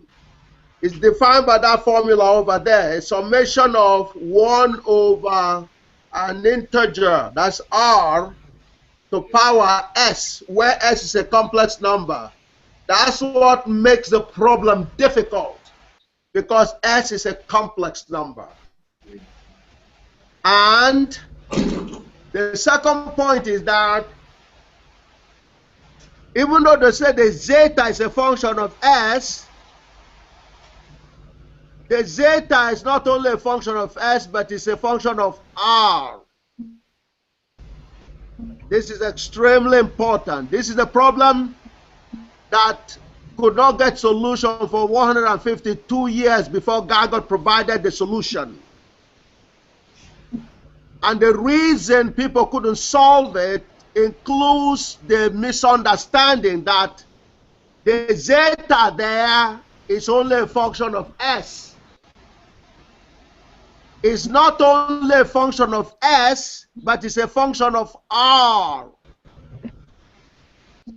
Now, when they say r goes from 2 to infinity, an assumption is made that zeta is not a function of r, which is a wrong assumption. That's what makes the problem difficult. I'd like Professor Dambo to make a note of that. The way it is written, it ignores r as a variable. And that's what kills everybody who tries to tackle that problem. And what GAGUT has done, as you're going to see, in other words, you have that function there, and the problem ask one to determine the zeros. The zero, in other words, determine what values of x or s make that function zero. So what it does is, Professor Dambo, another thing you need to make a note is, when you're looking for a zero of a zeta function, you are looking for a Gij, because the zeta on the left-hand side will be 0. So if you replace the zeta of s is equal to 0 with Gij, you will see that formula returns to GAGUT equation. So it is a GAGUTical problem which nobody knew how to solve before GAGUT. That is the number one thing that must be noted by special mathematicians. That's one of the ways the problem is posed GAGUTically. Anytime you're looking for a zero is an invariant.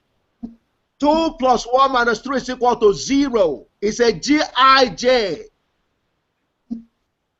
But people who are not familiar with Gijs before, they could not tackle that problem. That's why the problem remained unsolved for 152 years. Okay, so now we'll move from there. We go down. Riemann guessed that the solutions, the zeros of that function is expressed by a constant. S is equal to 1 over 2. S is equal to 1 over 2. That's 0.5. Okay? Where the y has infinite numbers. That's what is called Riemann hypothesis. Riemann guessed that the solution, the zeros of theta function, is when x is 1/2 a vertical constant on the xy space, and then the y would have infinite values, and that infinite values contains prime numbers. That's the statement. That is the statement of the hypothesis for Riemann. Can anybody in the audience beside Professor Dambo understand what I just stated in terms of the statement of the Riemann hypothesis? No. Gotta say that again. Professor Dambo. Could you repeat that again? Okay. The function in equation 10-1 is what is called a zeta function. And the difficult problem is to find the zeros like you solve a quadratic equation. You don't use the quadratic formula. Except this one is extremely complicated. It doesn't have a simple formula that you could use in solving for the zeros. So Riemann took a guess at the solution, and he says the solution occurs when s is equal to x value of 1/2. And then there are many y's on that vertical line of xy axis. That's what is known as Riemann hypothesis. It's a guesswork. And the question is, can you prove that geometrically in terms of as a theorem? It's called a guesswork or conjecture or hypothesis. And so everybody that was anybody from Göttingen, it started in Göttingen, that was of course the headquarters of mathematics before GAGUT. So everybody that was anybody, including Hilbert, all those in the Göttingen list, take a shot at solving the zeros of this equation, and could not prove, they could not deny the Riemann hypothesis, but could not provide the zeros for the zeta function. In reality, there is what is called the Riemann zeta function. The Riemann zeta function, okay, which goes further to define the zeta function slightly differently. If you go down to below equation 10(2)b, you will say that the zeta function has real numbers x is greater than 1. Okay? X is greater than 1. That specializes this to be what we call the RZF, which is Riemann zeta function. Some, after studying the zeta function further, Riemann put a constraint on the regular zeta function, that is ZF, and said he's going to constrain so that he will restrict the x values to be something that is greater than 1.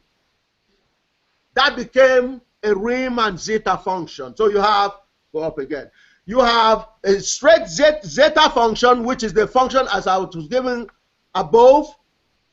Okay, that's called a ZF. I should have written here ZF, that's zeta function, regular zeta function, and the Riemann zeta function, which is RZT, ZF.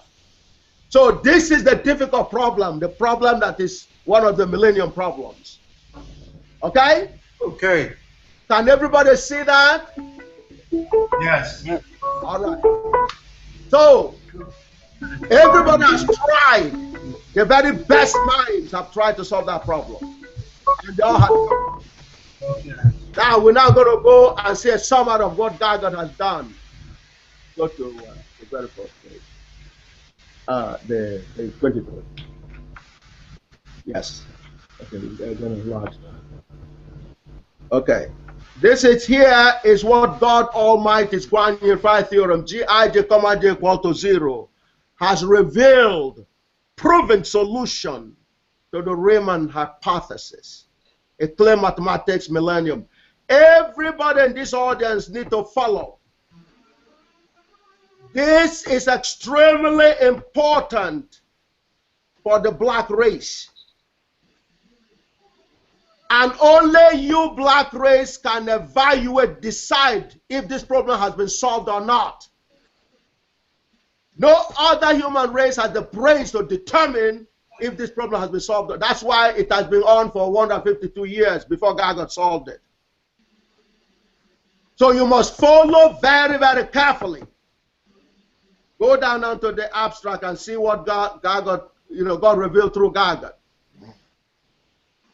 Everybody needs to follow it, the highest spiritual level you can have. God Almighty's grand unified theorem, which infallibly proved that all theorems and all equations originate out of one invariant, Gi, having orthogonal components, Gij, with a divergence, Gij, comma j equal to 0. Has revealed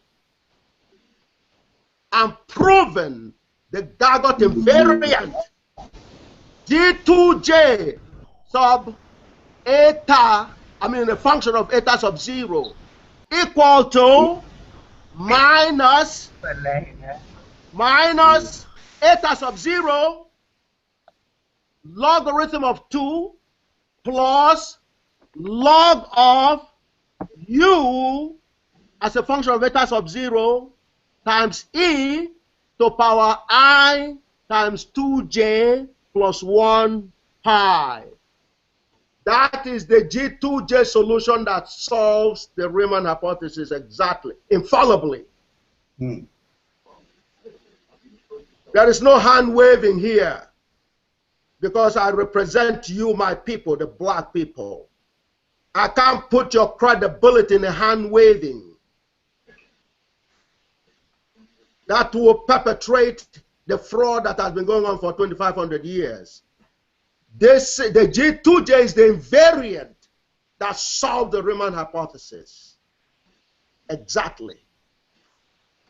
Now, is the solution to the Riemann hypothesis where G2J of eta sub 0 is equal to 0 because it's an invariant. That the G2, you just substitute the I for 2. 2 substitute for the, instead of the Gij, you've chosen a specific I and use the term, the number 2 to represent it. That characterizes the theorem that solves the Riemann hypothesis. Now we're going to go, and these are the definition here. Okay? The U is defined as zeta function minus 1 times 2 to the power eta sub 0. That's what the U is. U turns out to be what is called a transformed zeta function. That comes out of GAGUT. Nobody could see that before GAGUT. So what happens? The eta S is equal to eta sub 0. S is equal to eta sub 0. Okay, the S that was defined previous in zeta function. And that G00 is equal to 1. D01 is equal to I. And therefore, the zeta function can now be represented. Look at the formula that GAGUT has transformed that complicated equation in 10.1.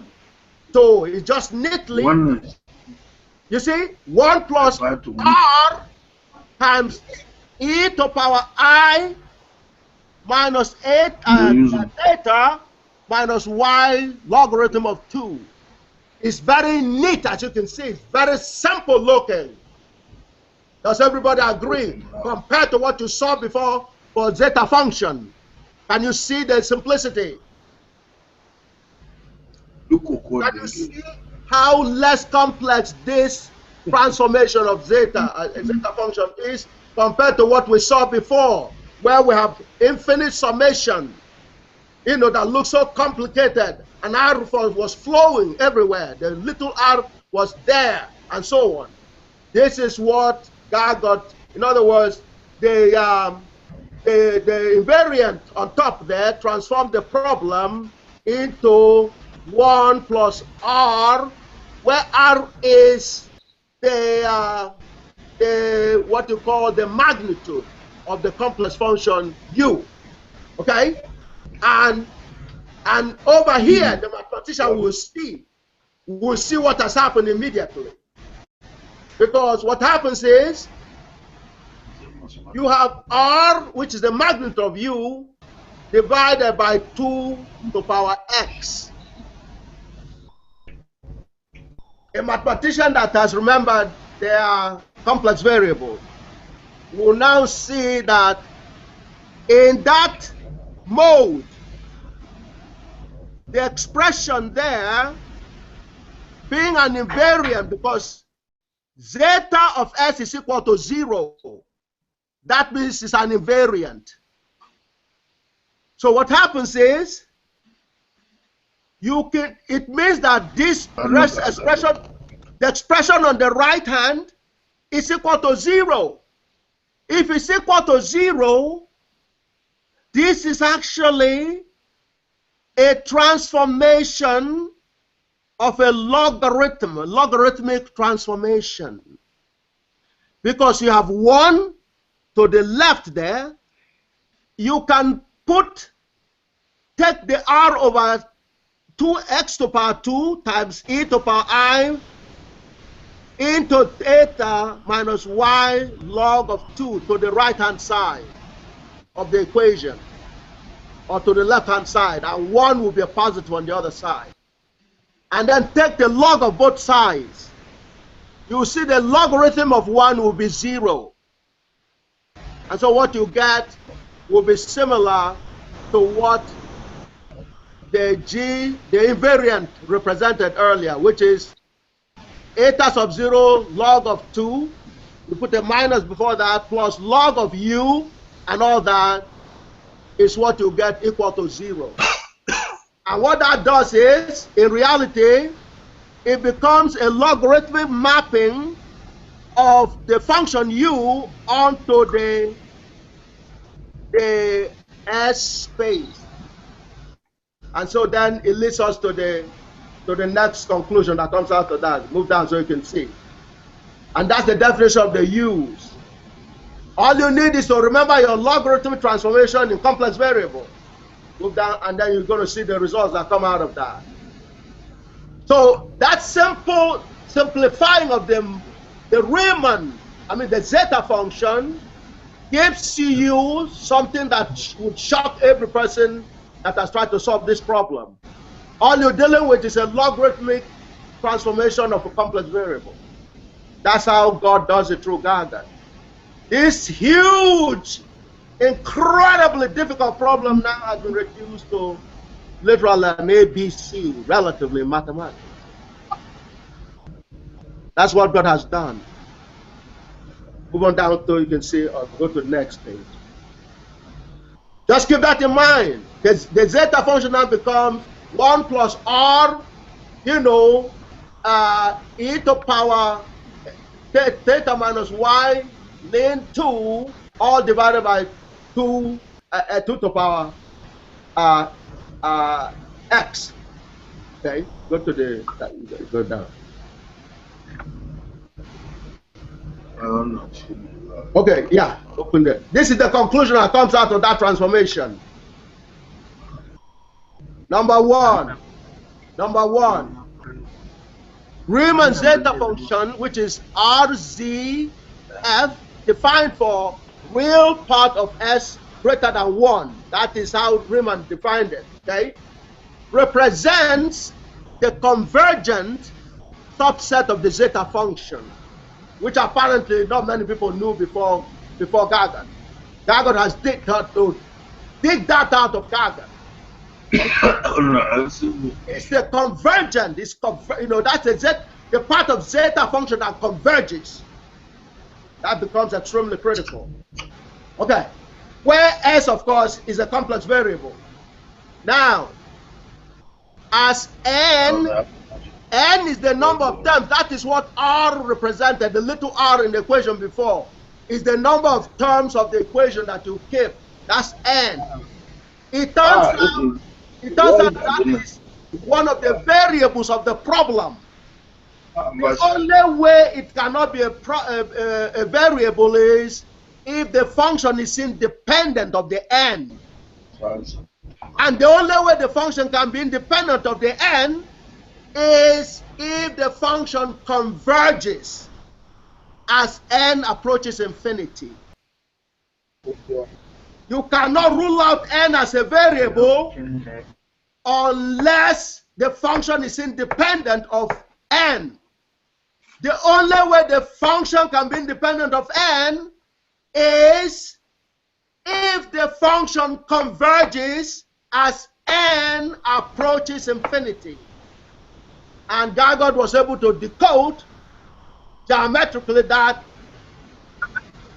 Riemann was forced to take only a segment of zeta function, okay, where the real part of the S is greater than 0, which is when the zeta function converges.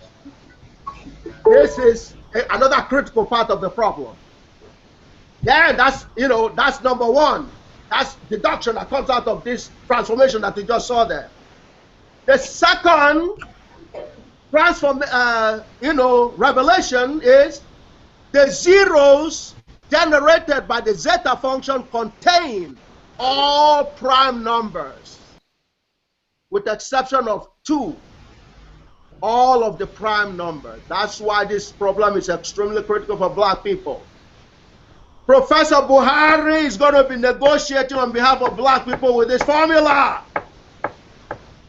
Those who refuse to sell him helicopter will have to apologize, because this is now a bargaining chip for the African people in the world. Not a single human being understood what I'm telling you right now before GAGUT. The zeros generated by zeta function contain all prime numbers, which is the key to the computer system securities.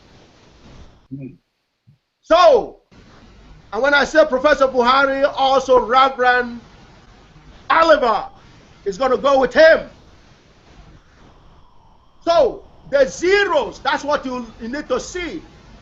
even without doing any computation, I can tell you from the transformation, from the simple dynamics of a logarithmic mapping in a complex plane, the zeros will be a subset, okay?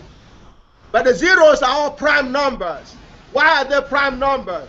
Go up a little bit so we can see if you could pull up the expression for the R or the G, the invariant, the G2J.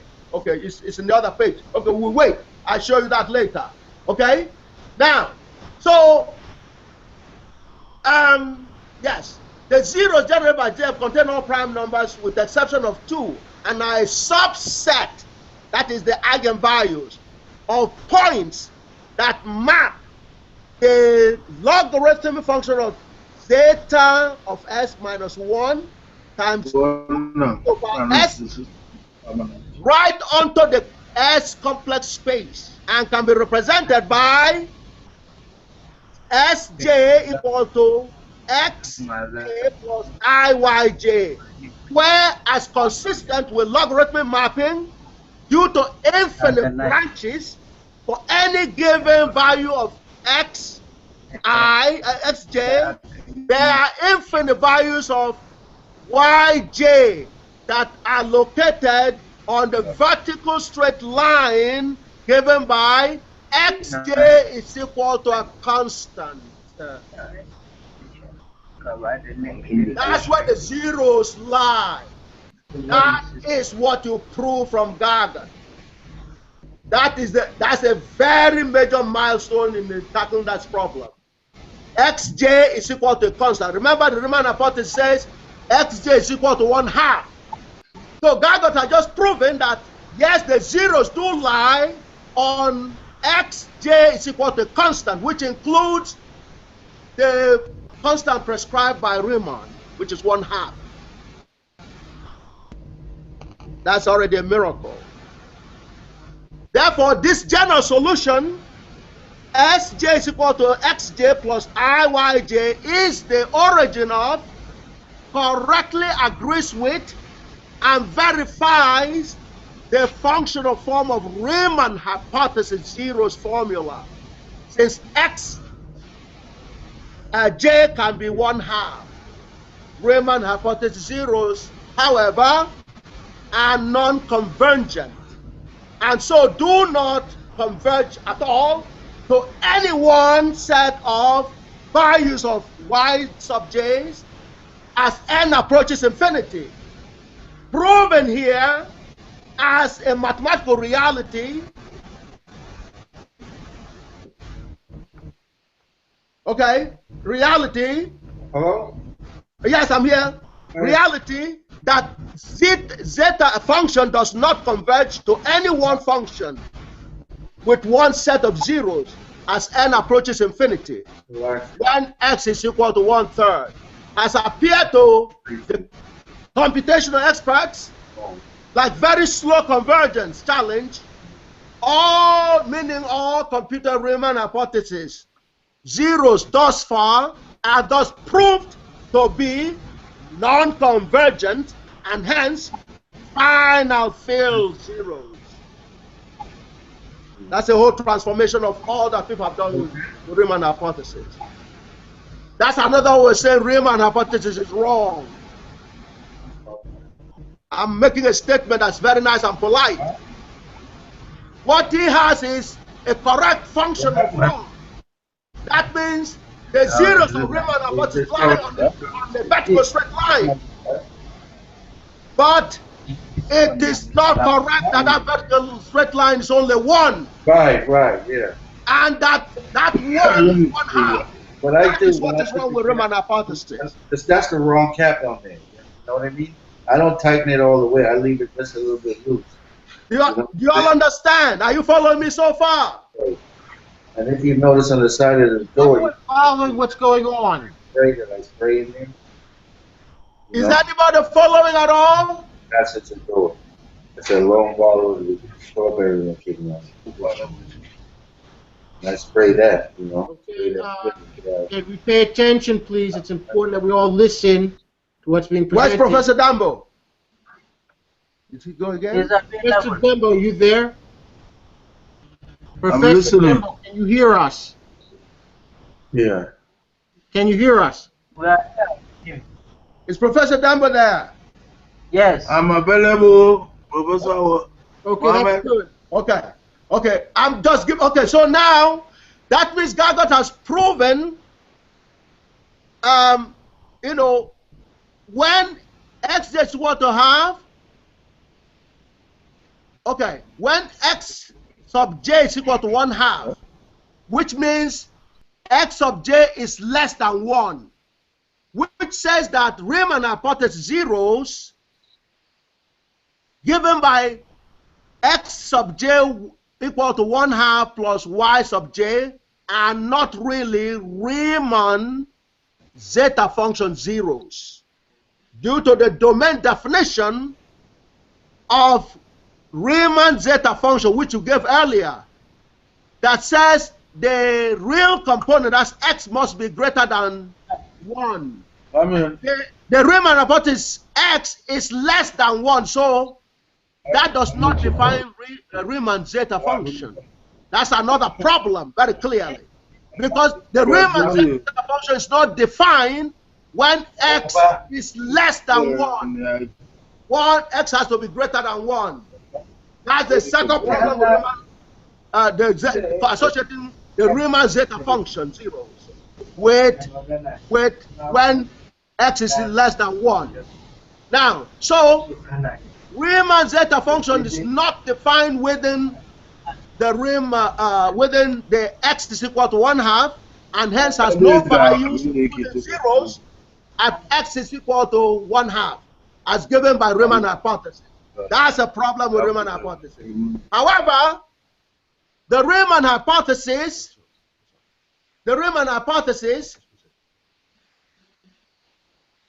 yeah, that's okay. Just give me a second. However, the Riemann hypothesis, okay? However, the Riemann hypothesis zeros are the zeta function zeros for finite fields only. For infinite fields, the zeta function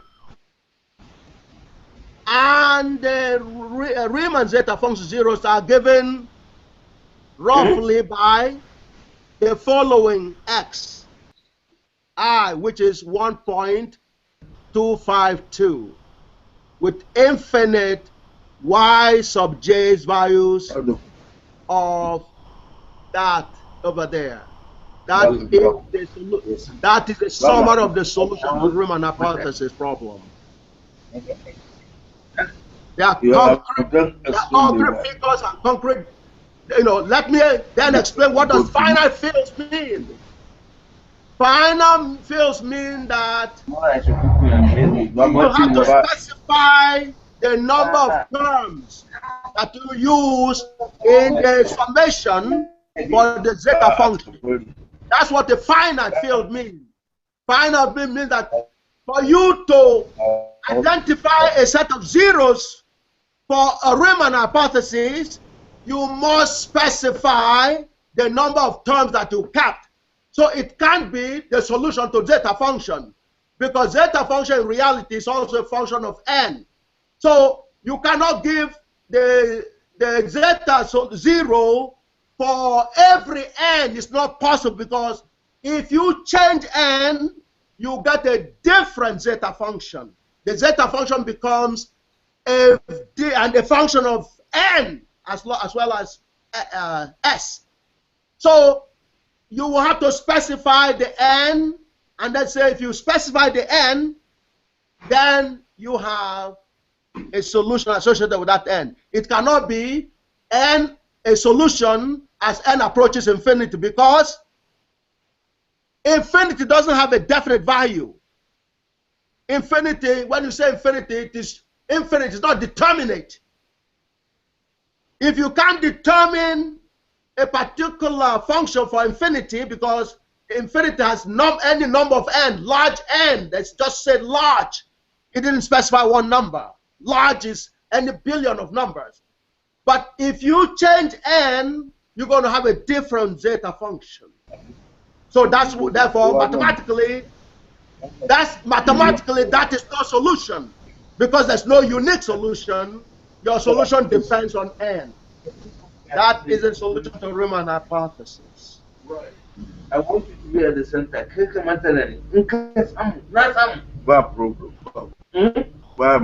That is a solution to Riemann hypothesis.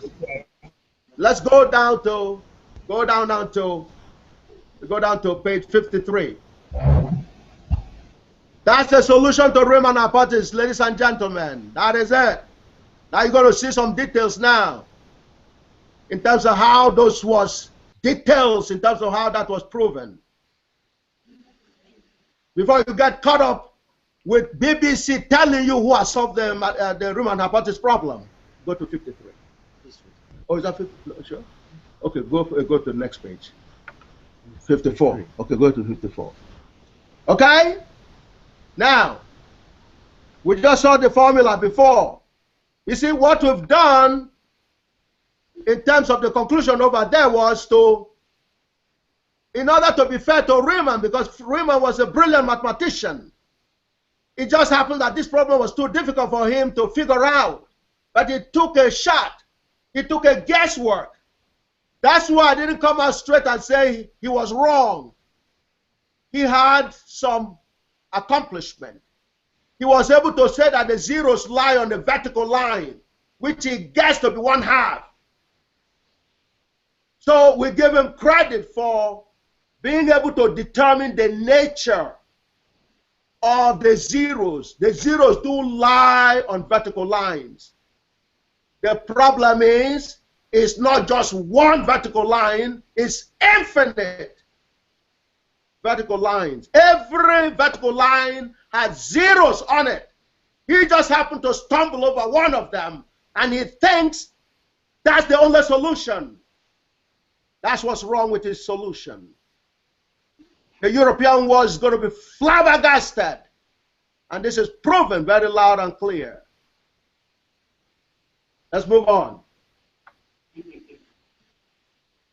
Göttingen is going to be shocked, especially after they've treated me so nicely, they make me #1.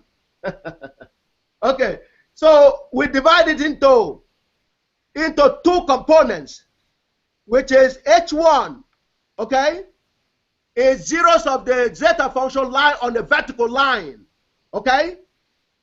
Sj is equal to x sub j plus I y sub j, where for a given value of xj, there are infinite numbers of y.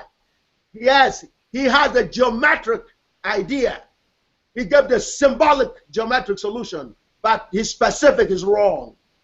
His specific is one of a billion infinite numbers, which again, mathematically is not unique, which again is characterized because in that interval, the zeta function doesn't converge. And because it doesn't converge, there are infinitely many solutions. Yeah, go on, show me to my son. Yeah. Is everyone listening? Did you all hear that? Yeah. We're going to take you through and we're going to come back to it again. Okay, so that's why BBC doesn't want to talk to me. So, okay, the two part is where it's wrong, that xj must 1/2. No, 1/2 is one of them. And that even when you choose 1/2, because there's no convergence, there is no unique solution even at 1/2. But if you specify n, you will get some zeros. But there's nothing unique in that realm. Move on to the next page. So he's right in H1, but wrong in H2. So overall, he's really, you can't really knock him out, but he did something. Now, so how did I come with this dynamics on these conclusions? Well, we use what is called the comparison test for determining convergence. When you have a series given by equation 10.-4 You have U being a series, U1, U2, the absolute value of them. They're all positive. And then you have V, which is also another positive value. Comparison, convergence test is if the little u is bigger than little v,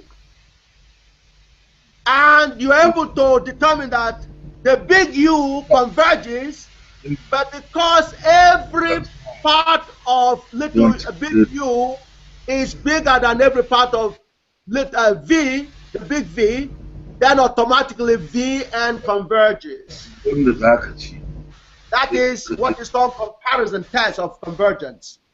So we use that, go down this road. And of course we proved it, but that's beside the point. The proof is in textbooks, but we prove here just for completion. Go ahead. Every mathematician that has done complex analysis will be able to prove that, but it's there in case you forgot. Okay? So the next thing then comes, all right, so you have determined how to determine convergence of the zeta function. Okay? So now you rewrite again at 10.9p is a zeta function. Okay? So that's a zeta function like we saw before, again with R and all that. The wrong thing is the zeta function is not only a function of S. The only time it could be a function of S only if it converges, and that is when x is greater than 1. Okay? Otherwise, it does not amount to one unique function. There are billions of functions instead, and when there are billions of functions and you want to find one solution to them, that's not real. Move on.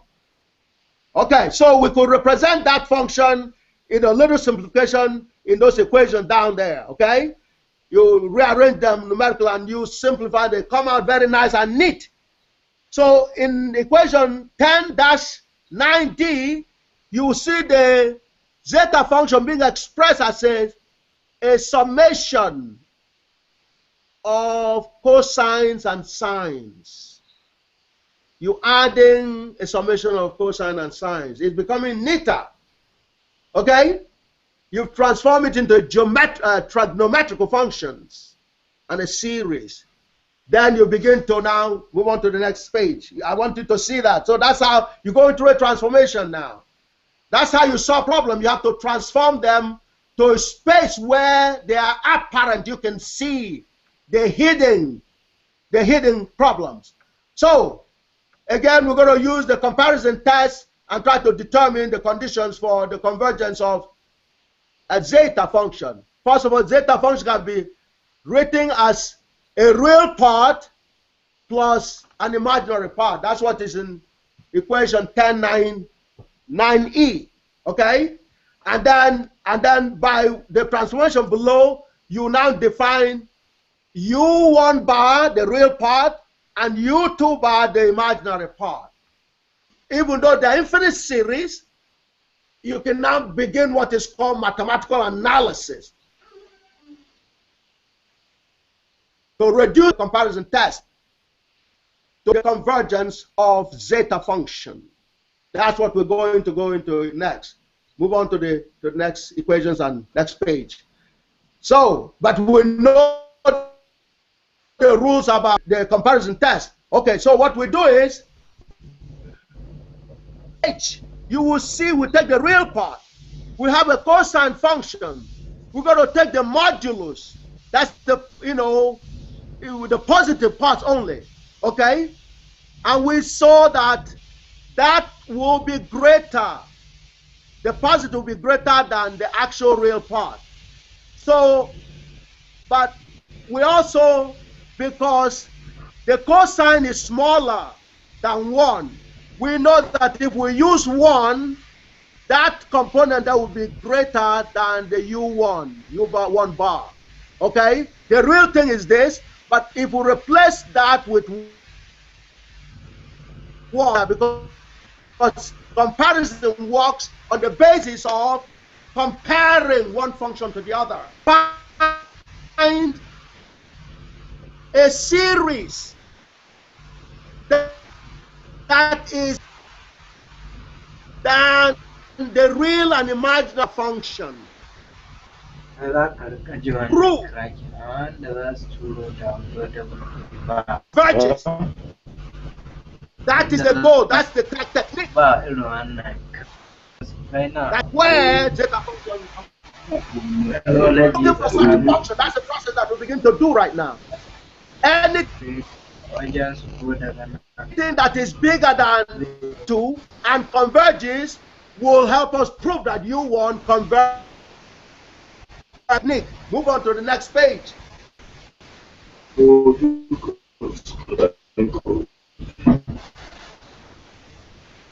Okay, so this imaginary part, similarly, we have a similar expression, similar than for the real part. Have a common denominator. If you add 1, this is less on, in other words, on equation 9j, you see the U2, that is imaginary part, is less than the first part, which is this. This is the same thing as this. So that says that if this is add 1 to that, that will still be less than that. So therefore, it says that it's less than that same function. U2 bar is less than that same function. So therefore, this part and imaginary part. So now you cannot find this convergence, because this converges, the real and imaginary parts converge. Then you want to find something that is bigger than it, or you know, and see if we're going to go through that now.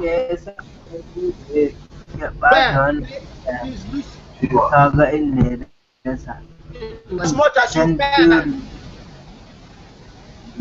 Okay. Now,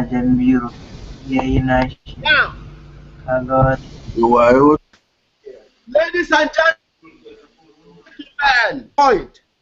We're now switching into your history.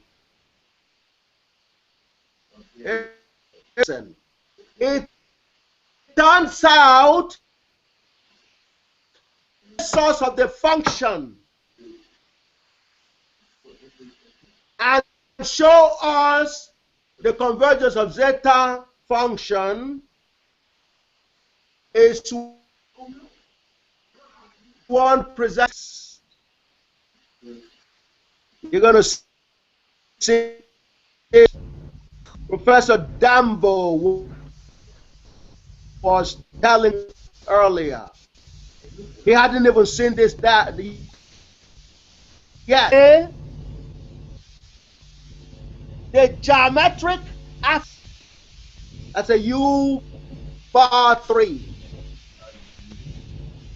Trican so had the nerve to call. This is how God gets even. Yes, that's what we're looking for here. Determine if zeta function converges is geometric African series. Let's go search for it. Go to the next page. Everybody to be here today. Okay? This is why we want them both to finish saying and then join us so you can see the revelation of God. Do you understand? This is not a slapdash. This is geometry. This is geometry. It's not a joke. All right. Now we got code from the black race. Is the Riemann hypothesis problem. This is not about put one insult us. We don't need that.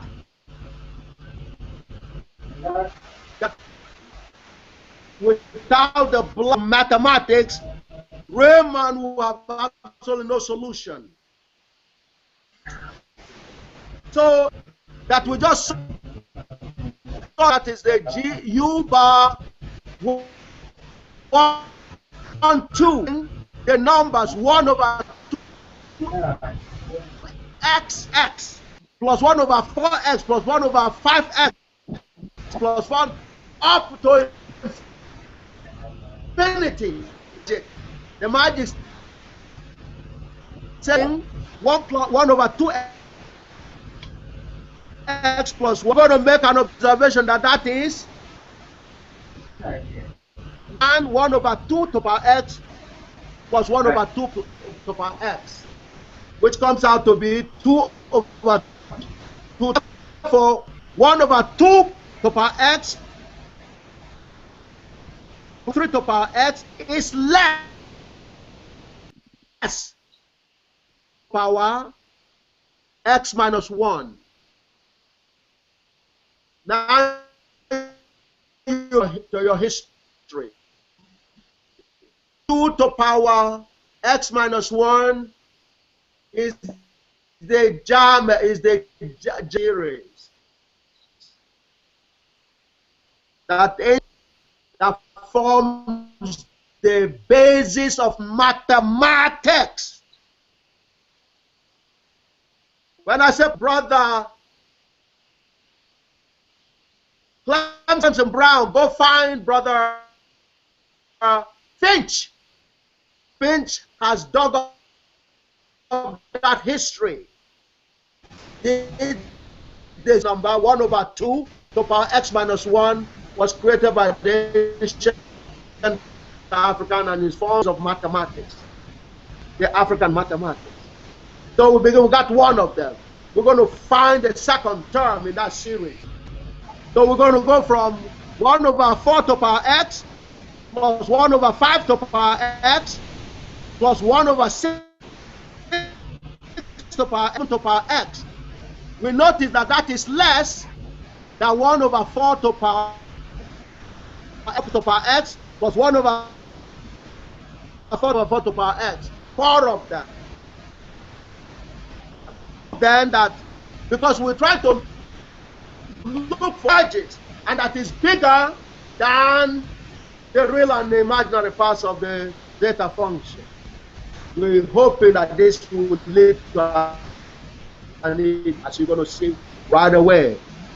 This is your life. You are not body smart enough in the world to be your slaves, let alone you. That's why my brother, Murtala Muhammad, went after the Arab. May his soul rest in perfect peace. He finished my PhD.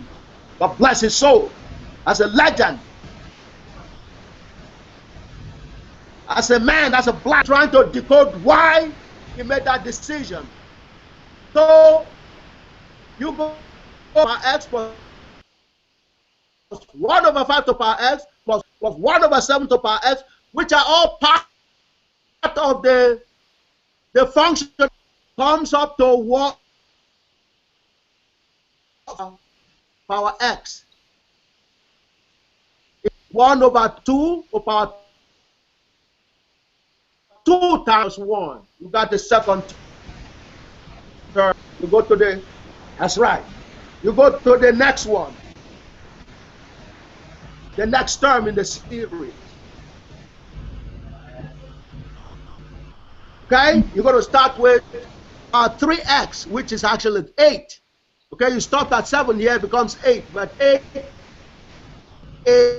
is times x, and then so on and so forth. It goes through its side series, and you get it to be 8 again. Come on, to know, like you have 8 in 8 places. That comes out to be 1 over 2 to the power 3 1. You're getting a hang of the flow. This is a rhythm now. It has a rhythm. That is us. We have a rhythm. Okay? If you doubt it. Okay? Or Mom and Shatta. Do you understand? Or Baba the drummer,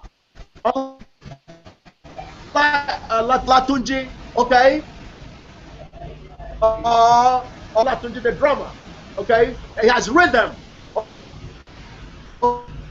okay, Celestin Uku, they all have rhythms, you understand, okay, so you go to the next K,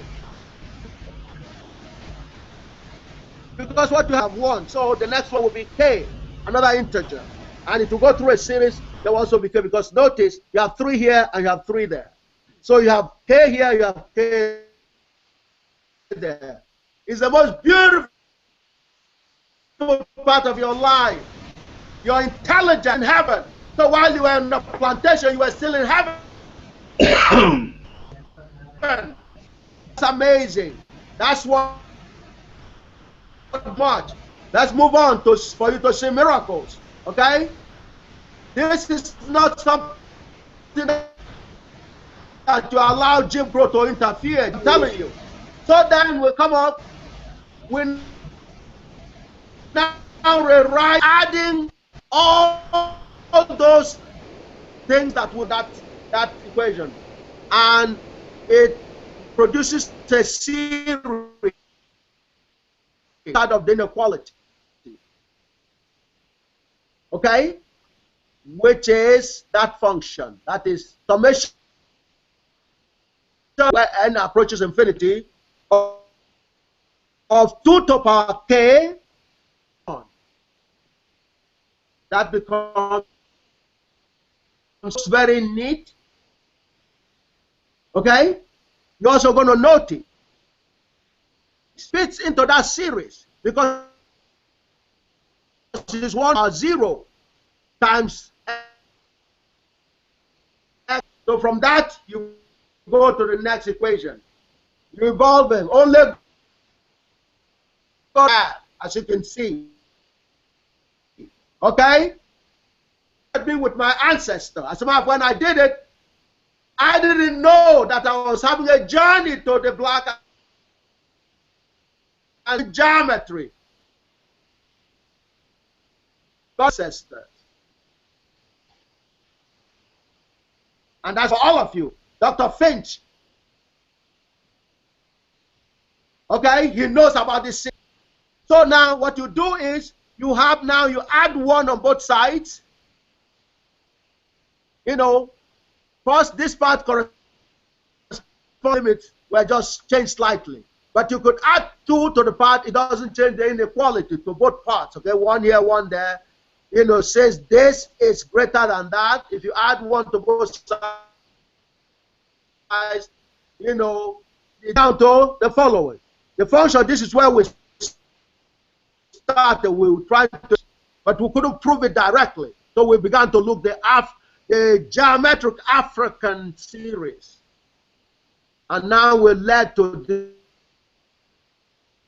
this series, the series that we now need to examine. Okay? It's 1 over 2 to power k minus 1. I will show as n approaches infinity. Okay? U bar 3. 1. A geometric sound. It's a geometric series. You can determine the convergence of a geometric series. The zeta function, upper bound function by a geometric function, geometric series. The geometric series. So rather than getting lost closed form solution to a closed form solution of a geometric series. So even though you now have a general formula, you put that in, and you have a closed form function that now converges and is greater than the real and imaginary zeta function. And that is where, so you take a look in equation, at equation,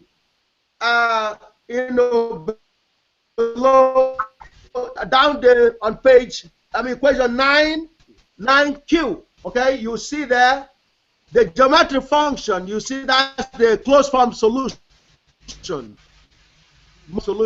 But because this is proven to be geometry,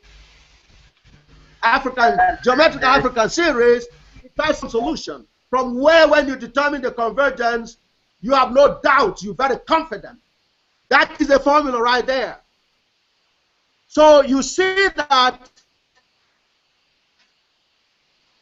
less than 1. What happens is approaches infinity.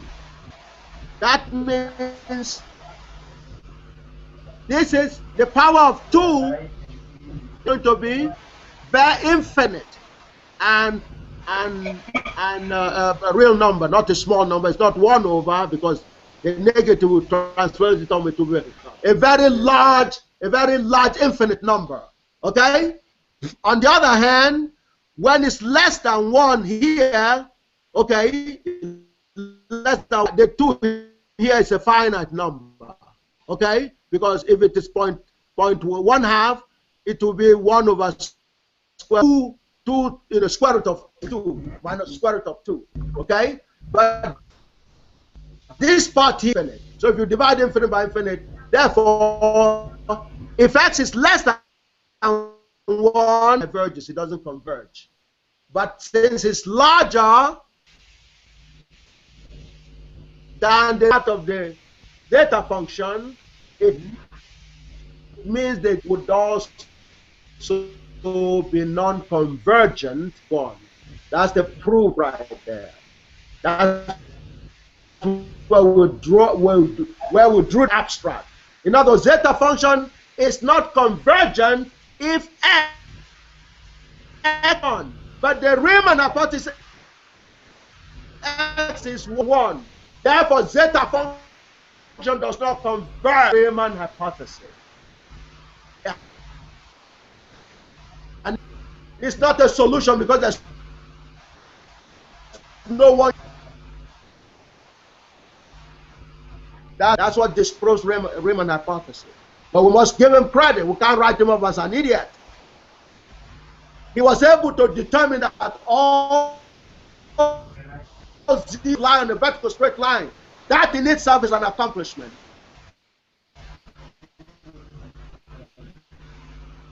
You'll be able to see this kind of thing. I know you all appreciate the complexity of this. Even though I'm trying to bring it out for you in a sense. And if I repeat it over a few times, you all will begin to get the hang of it. Because I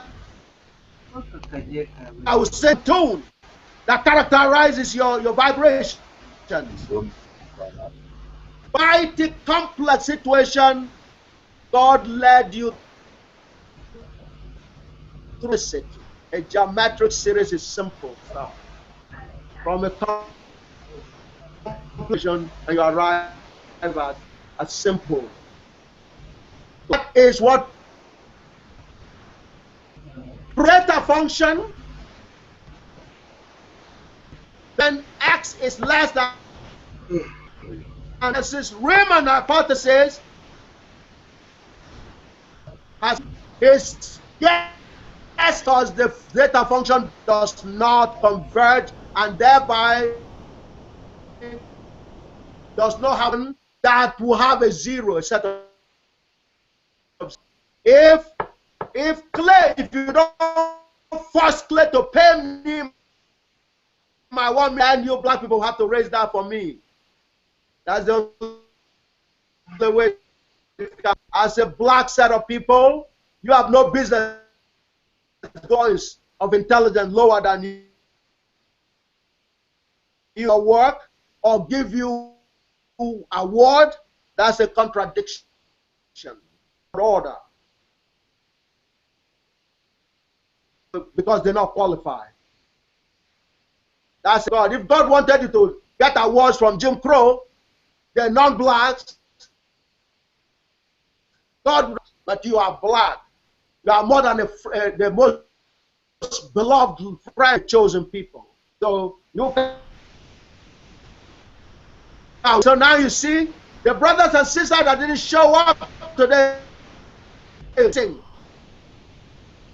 They're missing a big part of their history. It's a huge part of your history. You hold the key to the solution to the Riemann hypothesis.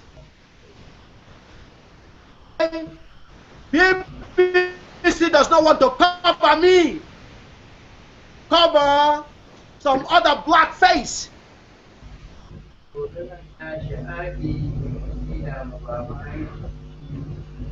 That and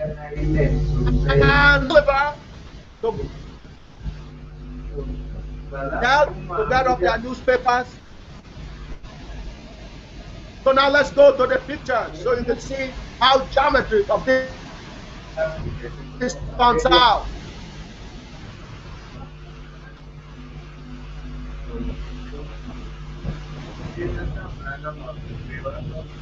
Okay, this is the most.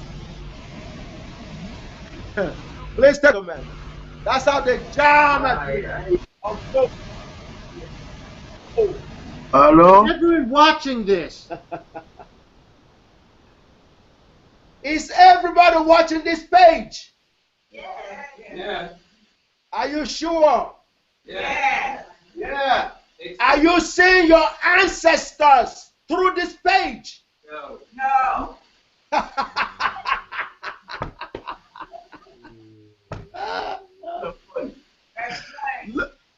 Look again. You will see the power of your mighty ancestors. The one Marcus Garvey called the mighty race.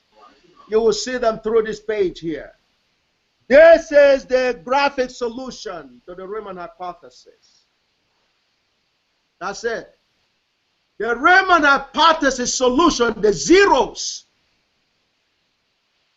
constitute a mapping from a U space on the left where there are circles to straight line, vertical straight lines in the S space on the right.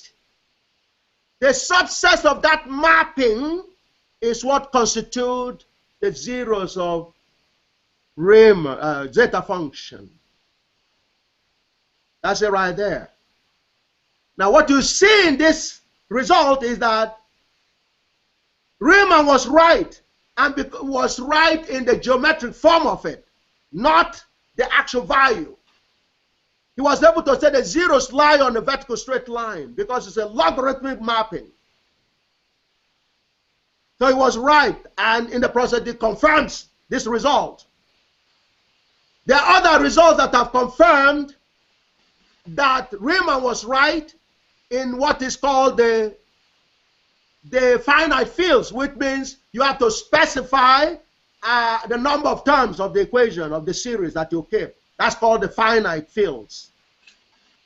So, but the geometry is similar if you're looking at the finite, but when you look at finite fields, you must specify the n. So that's not really zeta function, that's different zeta functions. But that is the geometry. It's a mapping from the U space to the S space, a logarithmic mapping. So what he guessed, the part that was right is demonstrated. It's demonstrated very loud and clear. You can see that in there. It's not likely a non-black would even understand this geometry. Not likely. So it is unfair to himself to appoint himself as a grader of this work that is highly unlikely he will understand. And yet, even though it went through a convoluted, transformation, it's reduced simply to a mapping, a logarithmic mapping, which you study in your complex variables course. Okay? The difficult, complicated, the most difficult pure mathematics problem has been transformed finally into, in the end picture, something that looks, you know, symbolically simple. That's what GAGUT does for you. That's what intelligence, that's what theta sub n does for you. That's what intelligence does for you. It's called elegance. You take a complicated system and bring it into a neat, elegant geometry that characterizes the blessings of the black race. This is the black story. It's not something to joke around. This is not something to sit back and let Jim Crow play fraud. Jim Crow can't understand this. Those of you who have never really studied complex will have a better chance of understanding than Jim Crow.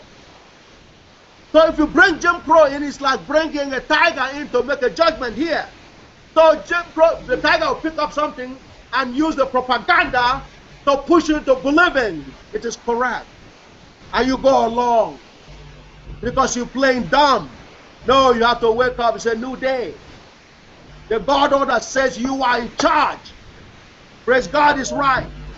You are in charge. You must decide what is wrong and what is right. Because God gave you all the GIJs.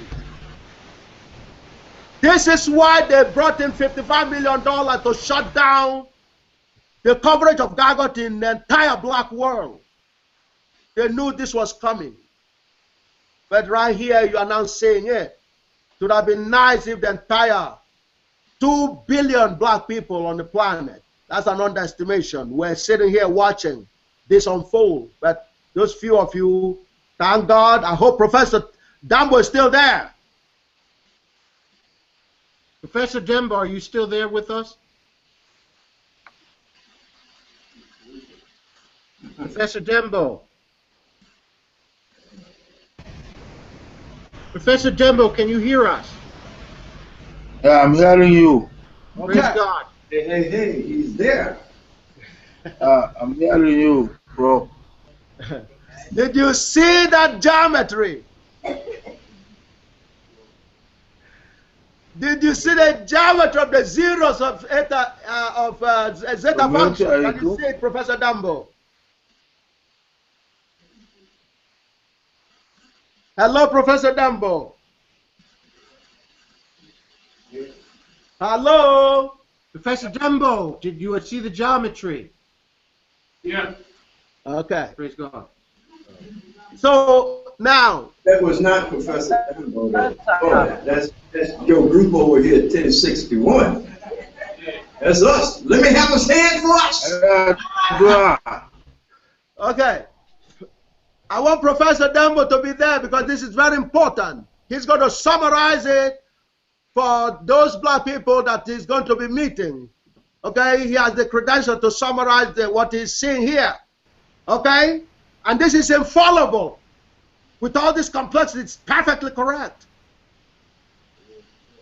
Okay, you can see the rhythm. Now, if you go to your left hand, the circle looking there, thing there, that's the U space. You mapping that onto the S space. In that space, there's straight lines. In the U space, there's circles or closed curves. So what happens is you have two angles, Y bar and theta. Okay? What happens is, if you go to the top a little bit, the top will show you the zeta function that you saw in the simplified form. That's 1 plus r over 2 to the power x times e to the power I into eta minus y bar. Now, the y bar minus eta is 2j plus 1, where j is an integer. That is the dynamics of the prime numbers. Every prime number comes from that expression, except 2. 2 is the only prime number because that is all odd numbers. And the prime numbers are a subset of the odd numbers. So all of them except the prime number 2 is in that 2j plus 1. That's what makes this problem the most important pure mathematics problem. You can see the details by which I showed you the geometry here. That's GAGUT, you know. G2J solution gives you, unfolds all this thing for you to see. Something that for 152 years nobody could see. I'm showing you this is what they were looking for. This is right here. Okay? There's coherence. So that's it. So now what happens is the lines there for the y bar and theta, they must make a straight line. They must have 180 degrees. That's what, or a multiple of it. That's what 2j plus 1 pi is. So for you to find solutions, you must have those two lines continuous as one straight line at 180 degrees. And it gives you a picture of a clock. A clock. If you have the prime to the right as a small hand or a big hand, and the one to the left as a small hand, you have the hands of the clock. And what he's saying is that, see, if you have stay with the theta, okay, or y bar, each time you rotate, you know, 2 pi, you back to the same line. So this one still remain the same. If you keep on going, the one hand will continue moving. Okay, you keep this the same. You continue moving until it returns back again through its cycle. It comes in line again like the clock does. As a geometer, this is the most exciting thing that you can see. It is so beautiful. It's so awesome. It's like the character of the black people. The real character of the black people is so beautiful. And you know, just like the clock keep on moving, and you keep on getting 6 o'clock every time, 6 o'clock is one of the little hand and the small hand make 180 degrees between them when it's 6 o'clock. So to know that that process is infinity is that you've been counting 6 o'clock for such a long time from eternity. Therefore, it is infinite. Therefore, the solution is infinite. You keep on going, you're going to hit that over and over and over, and it's infinity. Because it's a case of a clock here, to transform to a clock. That's what God has done. So now, we're going to move on to the figures. Let's go to the other figures.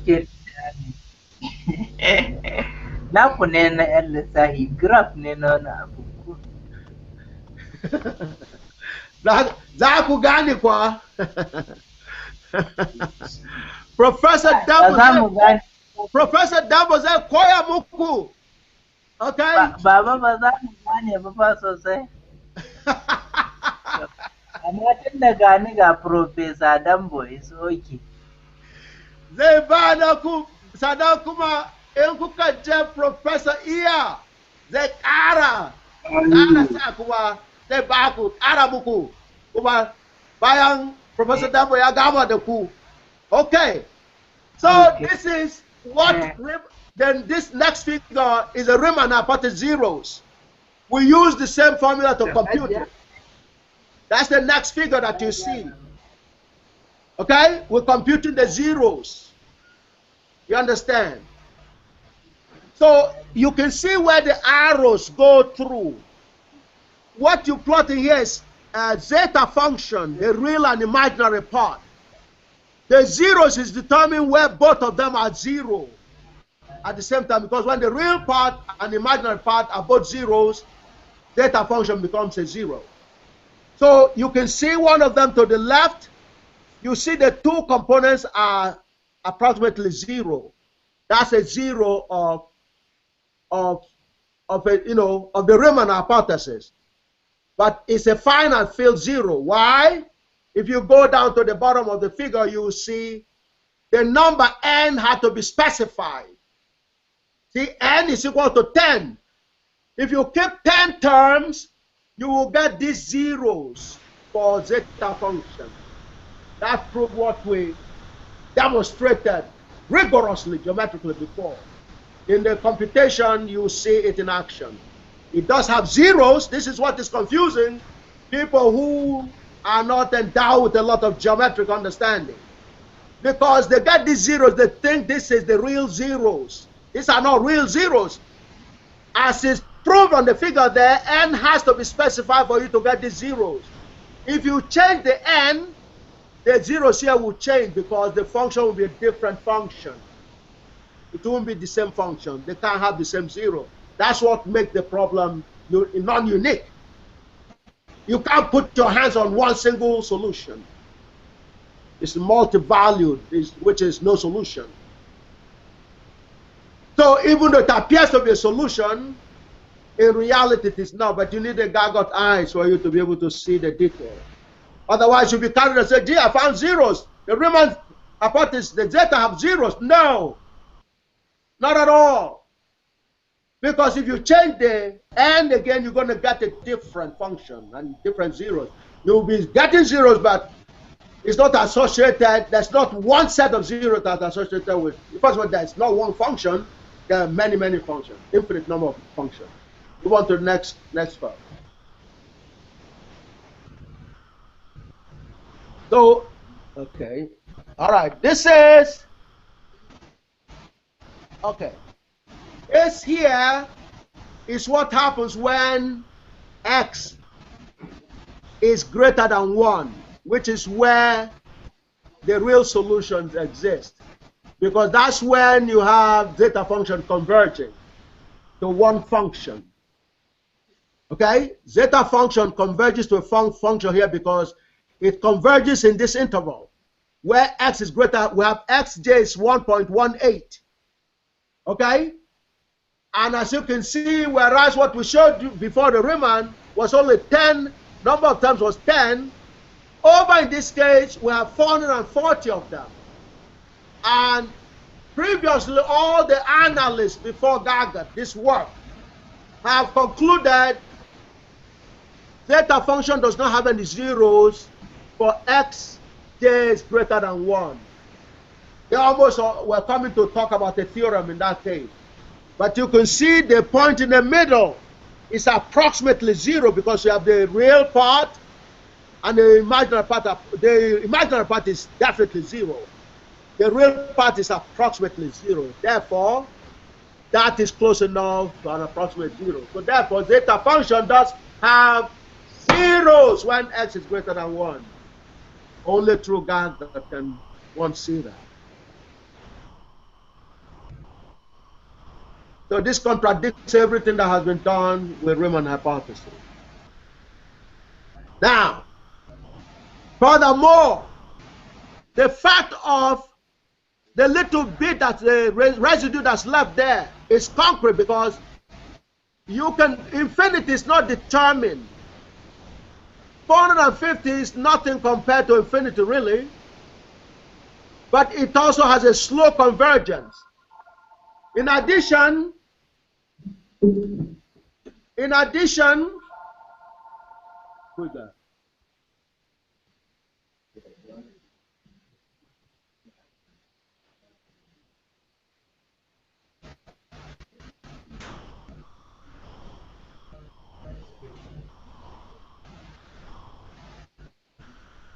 Okay, that's fine. I'm almost done. All right, we understand, sir. Okay. All right. Okay. So, all right. So you see that figure 8 shows that, in other words, if you go, can you quickly go to the previous graph? The expression for the geometry, the GA function, the geometric African function, gas, yes. Okay. Yes, but blow it up. Okay. What happens is, you see, when x is greater than 1 and n is large, this thing approaches 0, all right? But it's finite. So with bigger n, the smaller it gets. The smaller it gets, the bigger this gets. That means that, and this stays a constant with a fixed x, that means that this value here is monotonically increasing with n. Okay? So that means the magnitude, the amplitude of the oscillation is going to be increasing. If it increases, the higher the top, the lower the bottom, the closer you are to getting the 0. Yes. So therefore, the little residue there is going to be covered at infinity. Can you see that gap? Yes. The gap there is a logical part of it. It's not an error. Yes. Can you see that? Yes. Okay, so I think with that, of course, there are a lot of other things. But that summarizes for you. I'm ready to take on questions before we get out of here. Okay? That is the solution to the Riemann hypothesis. And I'd like to hear comments. You found your history in Riemann hypothesis. You have seen the solutions that are infallible. It is now time for you to call on Jim Crow to pay me money, $1 million. Otherwise, get the black leaders on their case. You understand? And more importantly, let the black readers raise the money for the African International Prize for Science and Technology. And rather than giving the $2 million that you have awarded me already, but which Jim Crow refused to allow you to raise, Professor Yabwaka tried to raise the money. They forced him out of the Senate. Black people need to force Jim Crow to apologize. But now you must not only raise the $2 million, you got to add another $1 million to that. That's what the black people owe me. That's what Jim Crow owed the black race. This is the real reparation that must be paid right away. And now you must call all the press. You must now call the BBC and order them to cover this solution or challenge it. I've given you the truth. And the truth not only liberates the black people, it liberates the whole world. I'd like to hear comments before we close out. This is the solution to the Riemann hypothesis. That's an evidence of what was accomplished in the 25 years of GAGUT solution. And it's been published in the most prestigious journal, by the way. If you could pull up the last page of, again, I don't think we have much time, but if you could pull up if you could pull up give them a flash of the page, the cover page. The reviewers, okay, yeah, I'm pulling up so we can see. Okay. All right, you can see there on this page that those are the review people who were invited to review GAGUT. And they went halfway and they ran away because they didn't want to be faced with the truth. Okay? You have Enrico Bombieri, Michael Atiyah from Cambridge. You understand? These are some of the names here are those on number 19 on the Göttingen list ranking. These people here. Some of you may mistake to think, well, these are my superiors. No, no, no. Go to Göttingen again. Do you understand? They have high-sounding university affiliation. Take a look at Göttingen to see, you know, most of them, the highest qualified members of them are on number 19 or 19. That's the field medalist lectures. Look where they are relative to GAGUT. We are 26, they're number 19. They're not my seniors. I want you to not be fooled, okay? The 7 stars below GAGUT, all of them together, not individuals. Those are the people that are invited to review GAGUT. And they refused because they know. Of course, they know, it's obvious. They can't dispute the absolute infallibility of the GAGUT. They can't disprove it. So they don't want to come and sign off on it because that will make them look bad. But here is how things are. So now go to just one last page, which is the last, the table of content. And then after that, again, I'd like to hear questions. Yeah, I don't have to go there. Yes, okay. This is the table of content. The papers that were published in the journal. Okay? Yeah, okay. And this was published in 2010, as you can see. 5 years have gone, they haven't paid me money. So it's your responsibility to pay me money or get on their case. Okay, a brief. Okay, now, tribute to George Handeman, the Einstein Waldemar. That's a paper by Albert Einstein was published in this volume. Before they tried to con you into thinking our journal is substandard. Our journal published Einstein's paper. That's the first paper there. Einstein Waldemar correspondence. You did a paper on geometry. It was published in this volume. The other one is every one of you. The other one is what I was telling you, Wrong's Theorem. Wrong is a famous professor from Göttingen. And Paul Garbidian, of course, is the math whiz that had the former head of Stanford University. His paper is published in this volume. So don't be conned into believing we have a substandard journal. Okay? Now, and of course, that is this paper that is just one over. That's the case. That's what God has done. So I'd like to get some comments and questions. You did a great job. A great job. Thank all of you. I want to thank you. Reverend Oliver wants to clear us out. He wants to have a word and he will do prayer. Thank you, Princeton. Let me thank you again for coming. This is a wonderful occasion. I'd just like to say how we got here.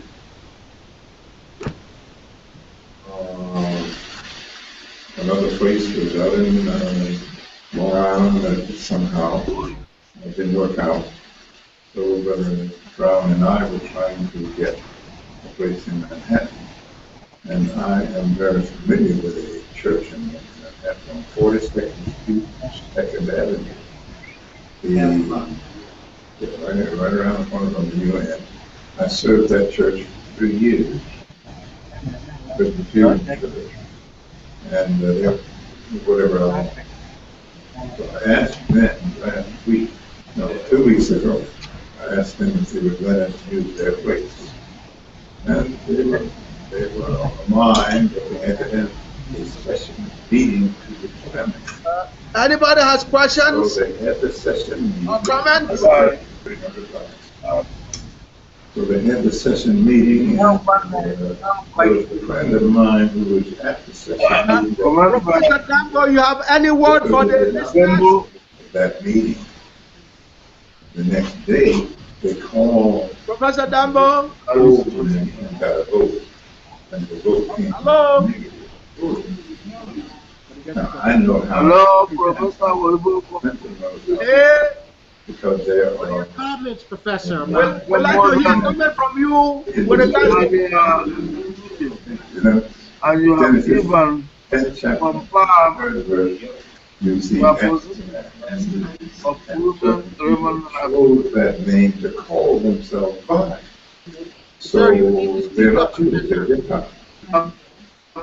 is the only So, answer. but they have chosen the name Ashkenaz. They don't know. All the folks back in Genesis were black. Yes, analysis at the level of this particular convention. In the church. Atiyah is And very proud for you to be alive at this time and continue the secret of high analysis. So then, half of the government of Nigeria, specifically the current president, we congratulate you, and we are going to present you conference to the super corners of all Nigeria. but the very much. Thank you very much. Minister Brown. And I know this person So, is she left the family Presbyterian church, came to join that small church of about 20 members, and then started trying to get me out. The help of God and victory. Because I knew what she was up to. So she put a lie in the minute. Through God, cooking crowd. And the breaking dollar place. So she got me. But then there's somebody else there. There were other people who come to of the errors throughout time. It's going on, but she's trying to get it out. She wants to get her thoughts out of the mass conference. Amen. Amen. Amen. And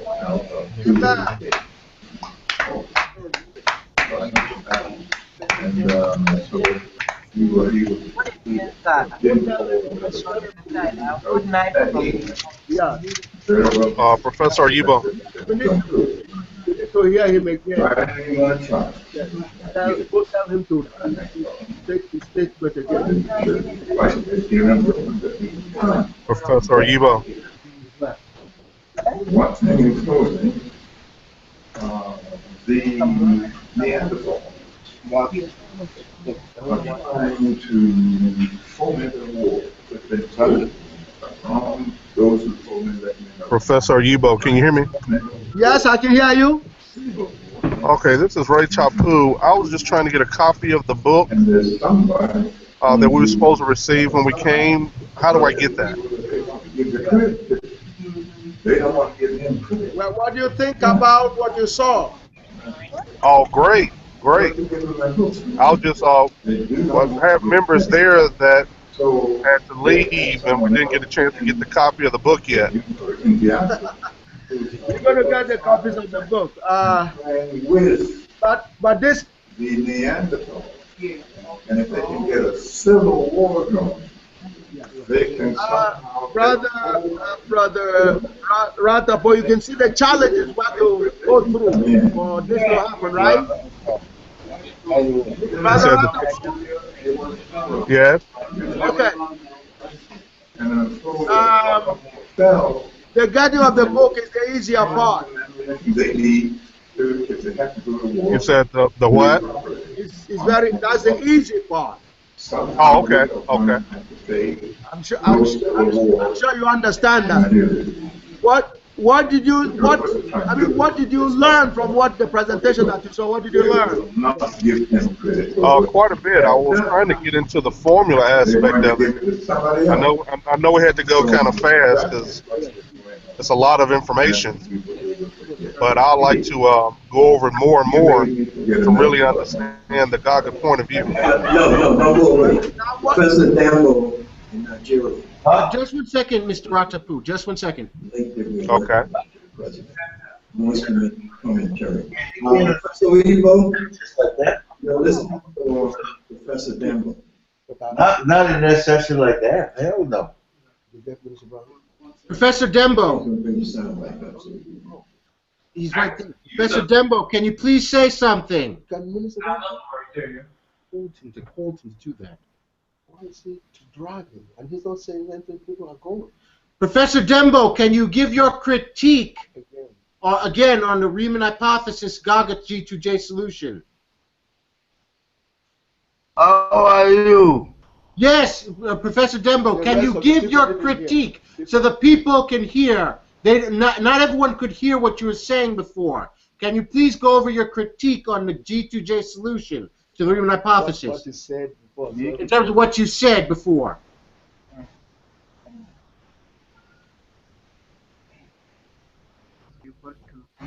Professor Dembo. My only comment have been done by Professor Abubakar. I'm confirming the perfection. Audio is really messed up. Yes, I wonder if you got a better copy.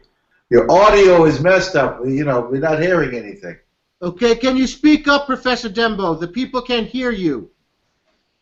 Minister Brown needs to be doing something and bring even Reverend Oliver to say something. We need people to say something, make a comment. Minister Brown, can you help with the audio for Professor Dembo?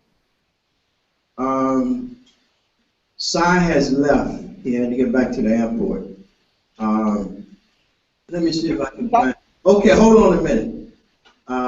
Dwayne is here, and he's going to try to see if he can improve it for you.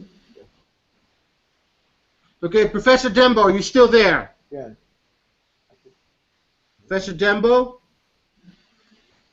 Okay, Dwayne said we cannot improve the audio on their end. Professor Dembo, can you hear us? Yes, Professor Oyibo, I'm with you now. Okay. My confirmation is that of confirmation of Professor Atiyah Abubakar. I'm representing him in this video conference. That's correct. That's correct. 25 years of GAGUT, it has remained the only valid theory available to mankind on perfection of Einstein effort, a Riemann hypothesis. Any challenger is welcome to Academy of Science for further struggle of mankind, either now or until the end of time. May God bless the conference. Thank you. The government of Nigeria. Thank you. Thank you very much, Professor Dembo. Thank you very much. Yes, let's hear it from Professor Dembo. Thank you, Professor Dembo.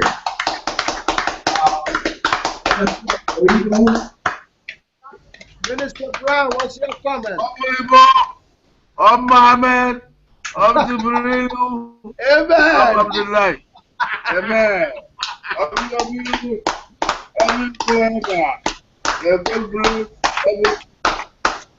The Black African nation. Now, Minister Brown, let's hear you. Minister Brown, did you hear Professor Dembo?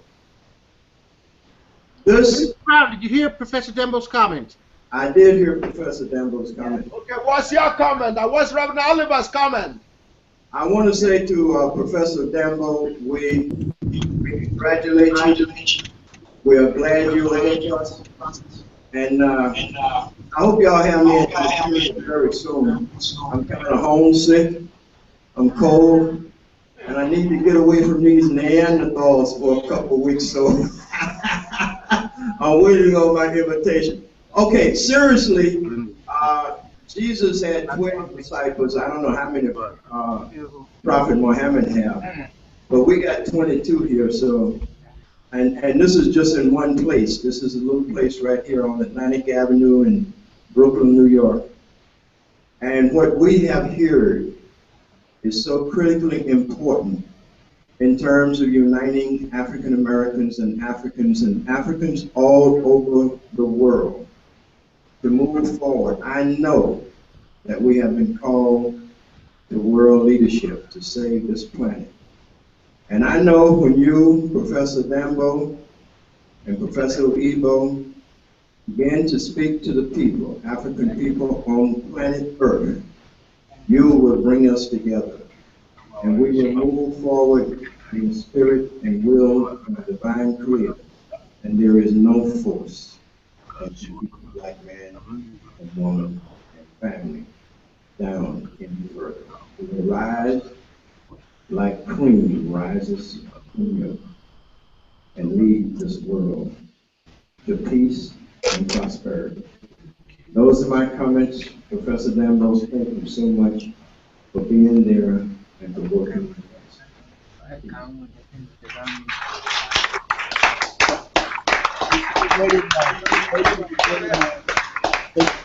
Minister Brothers, Reverend Oliver still there.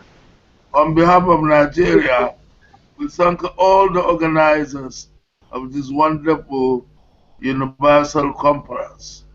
We are waiting for linkage of the conference proceedings for onward submission to Mr. President. Thank you very much. Thank you. Thank you.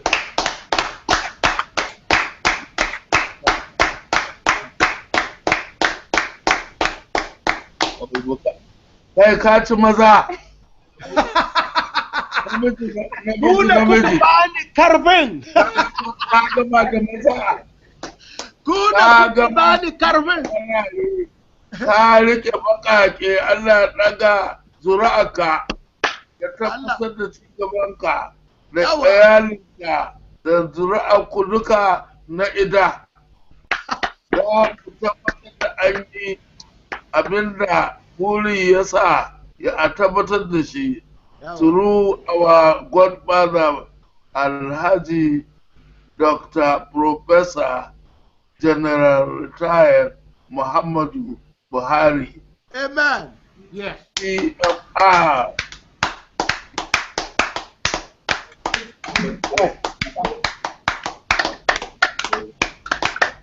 Thank you, thank you, thank you. Hello there. Are you there? Thank you, sir. Good night.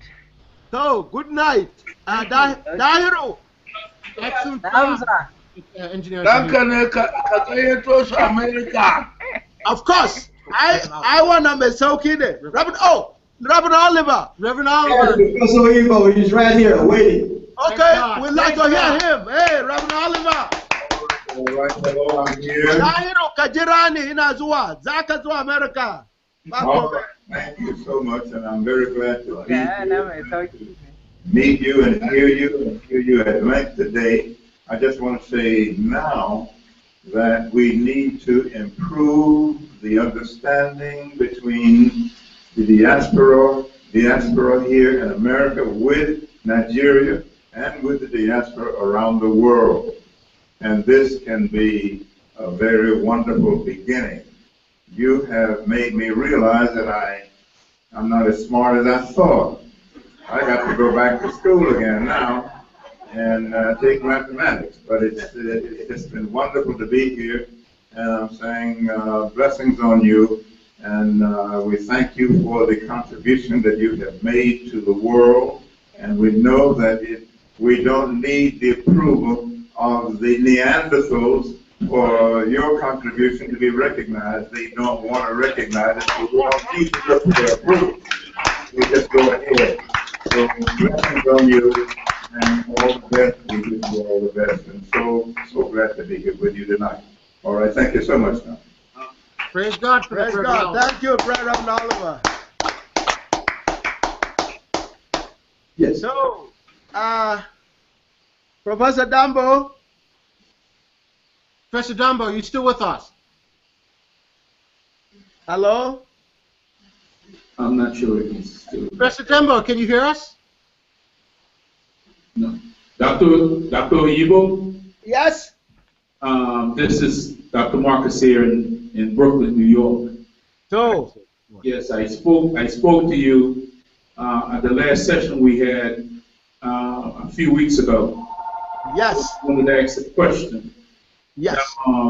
It was a great pleasure being here and getting a much clearer understanding of where we are and who we are and knowing the fact that you've answered my questions in a more profound way, and I must thank you. Now I can go out and educate the people on a wider scale, on a greater range, so that they will come to the understanding of why we need to unite as one, so that we could build the continent of Africa like Brother Gaddafi was trying to do.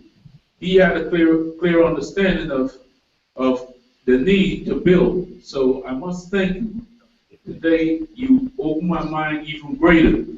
And I must say, it's a pleasure, getting a clearer understanding one day that, we could actually meet before we transcend into the next world. But on this planet that we are evolving on, it's great that we have minds like yourself, who God has blessed with an understanding of educating us so that we could educate our people. Because we are vicegerent of this world, and we were put here to take care of this world, not the Neanderthals. So we must do our job. Thank you.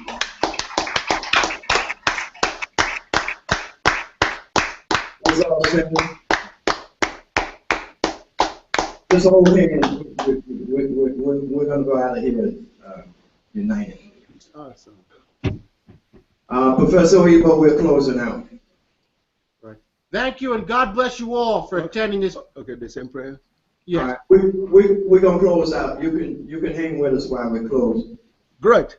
We're an African people, stolen from our homeland, robbed of our nation, robbed of our wealth, our bloodline broken, our families separated, our language taken from us,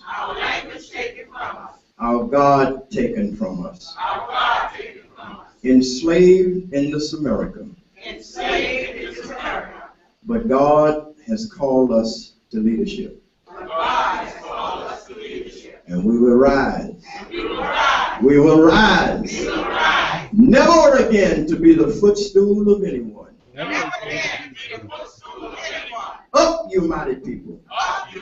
Up, you mighty people. Amen. Mightiest people. Mightiest people. Good night.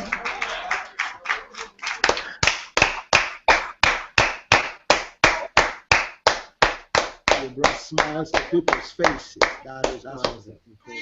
Praise God, and praise God for all of you. Your attention by Reverend Oliver and the question of the God concept. I would like for you to Google Hilton Otima. Some of you are familiar with him. His writings will enlighten you. And also Google Anthony Browder. He goes to Egypt on a trip and he takes students with him. Students with him there in May. So when you Google him, it'll give you all the information. There is one cave that he's now, I'm sorry, not a cave. Yes, that he's going into. It is all the history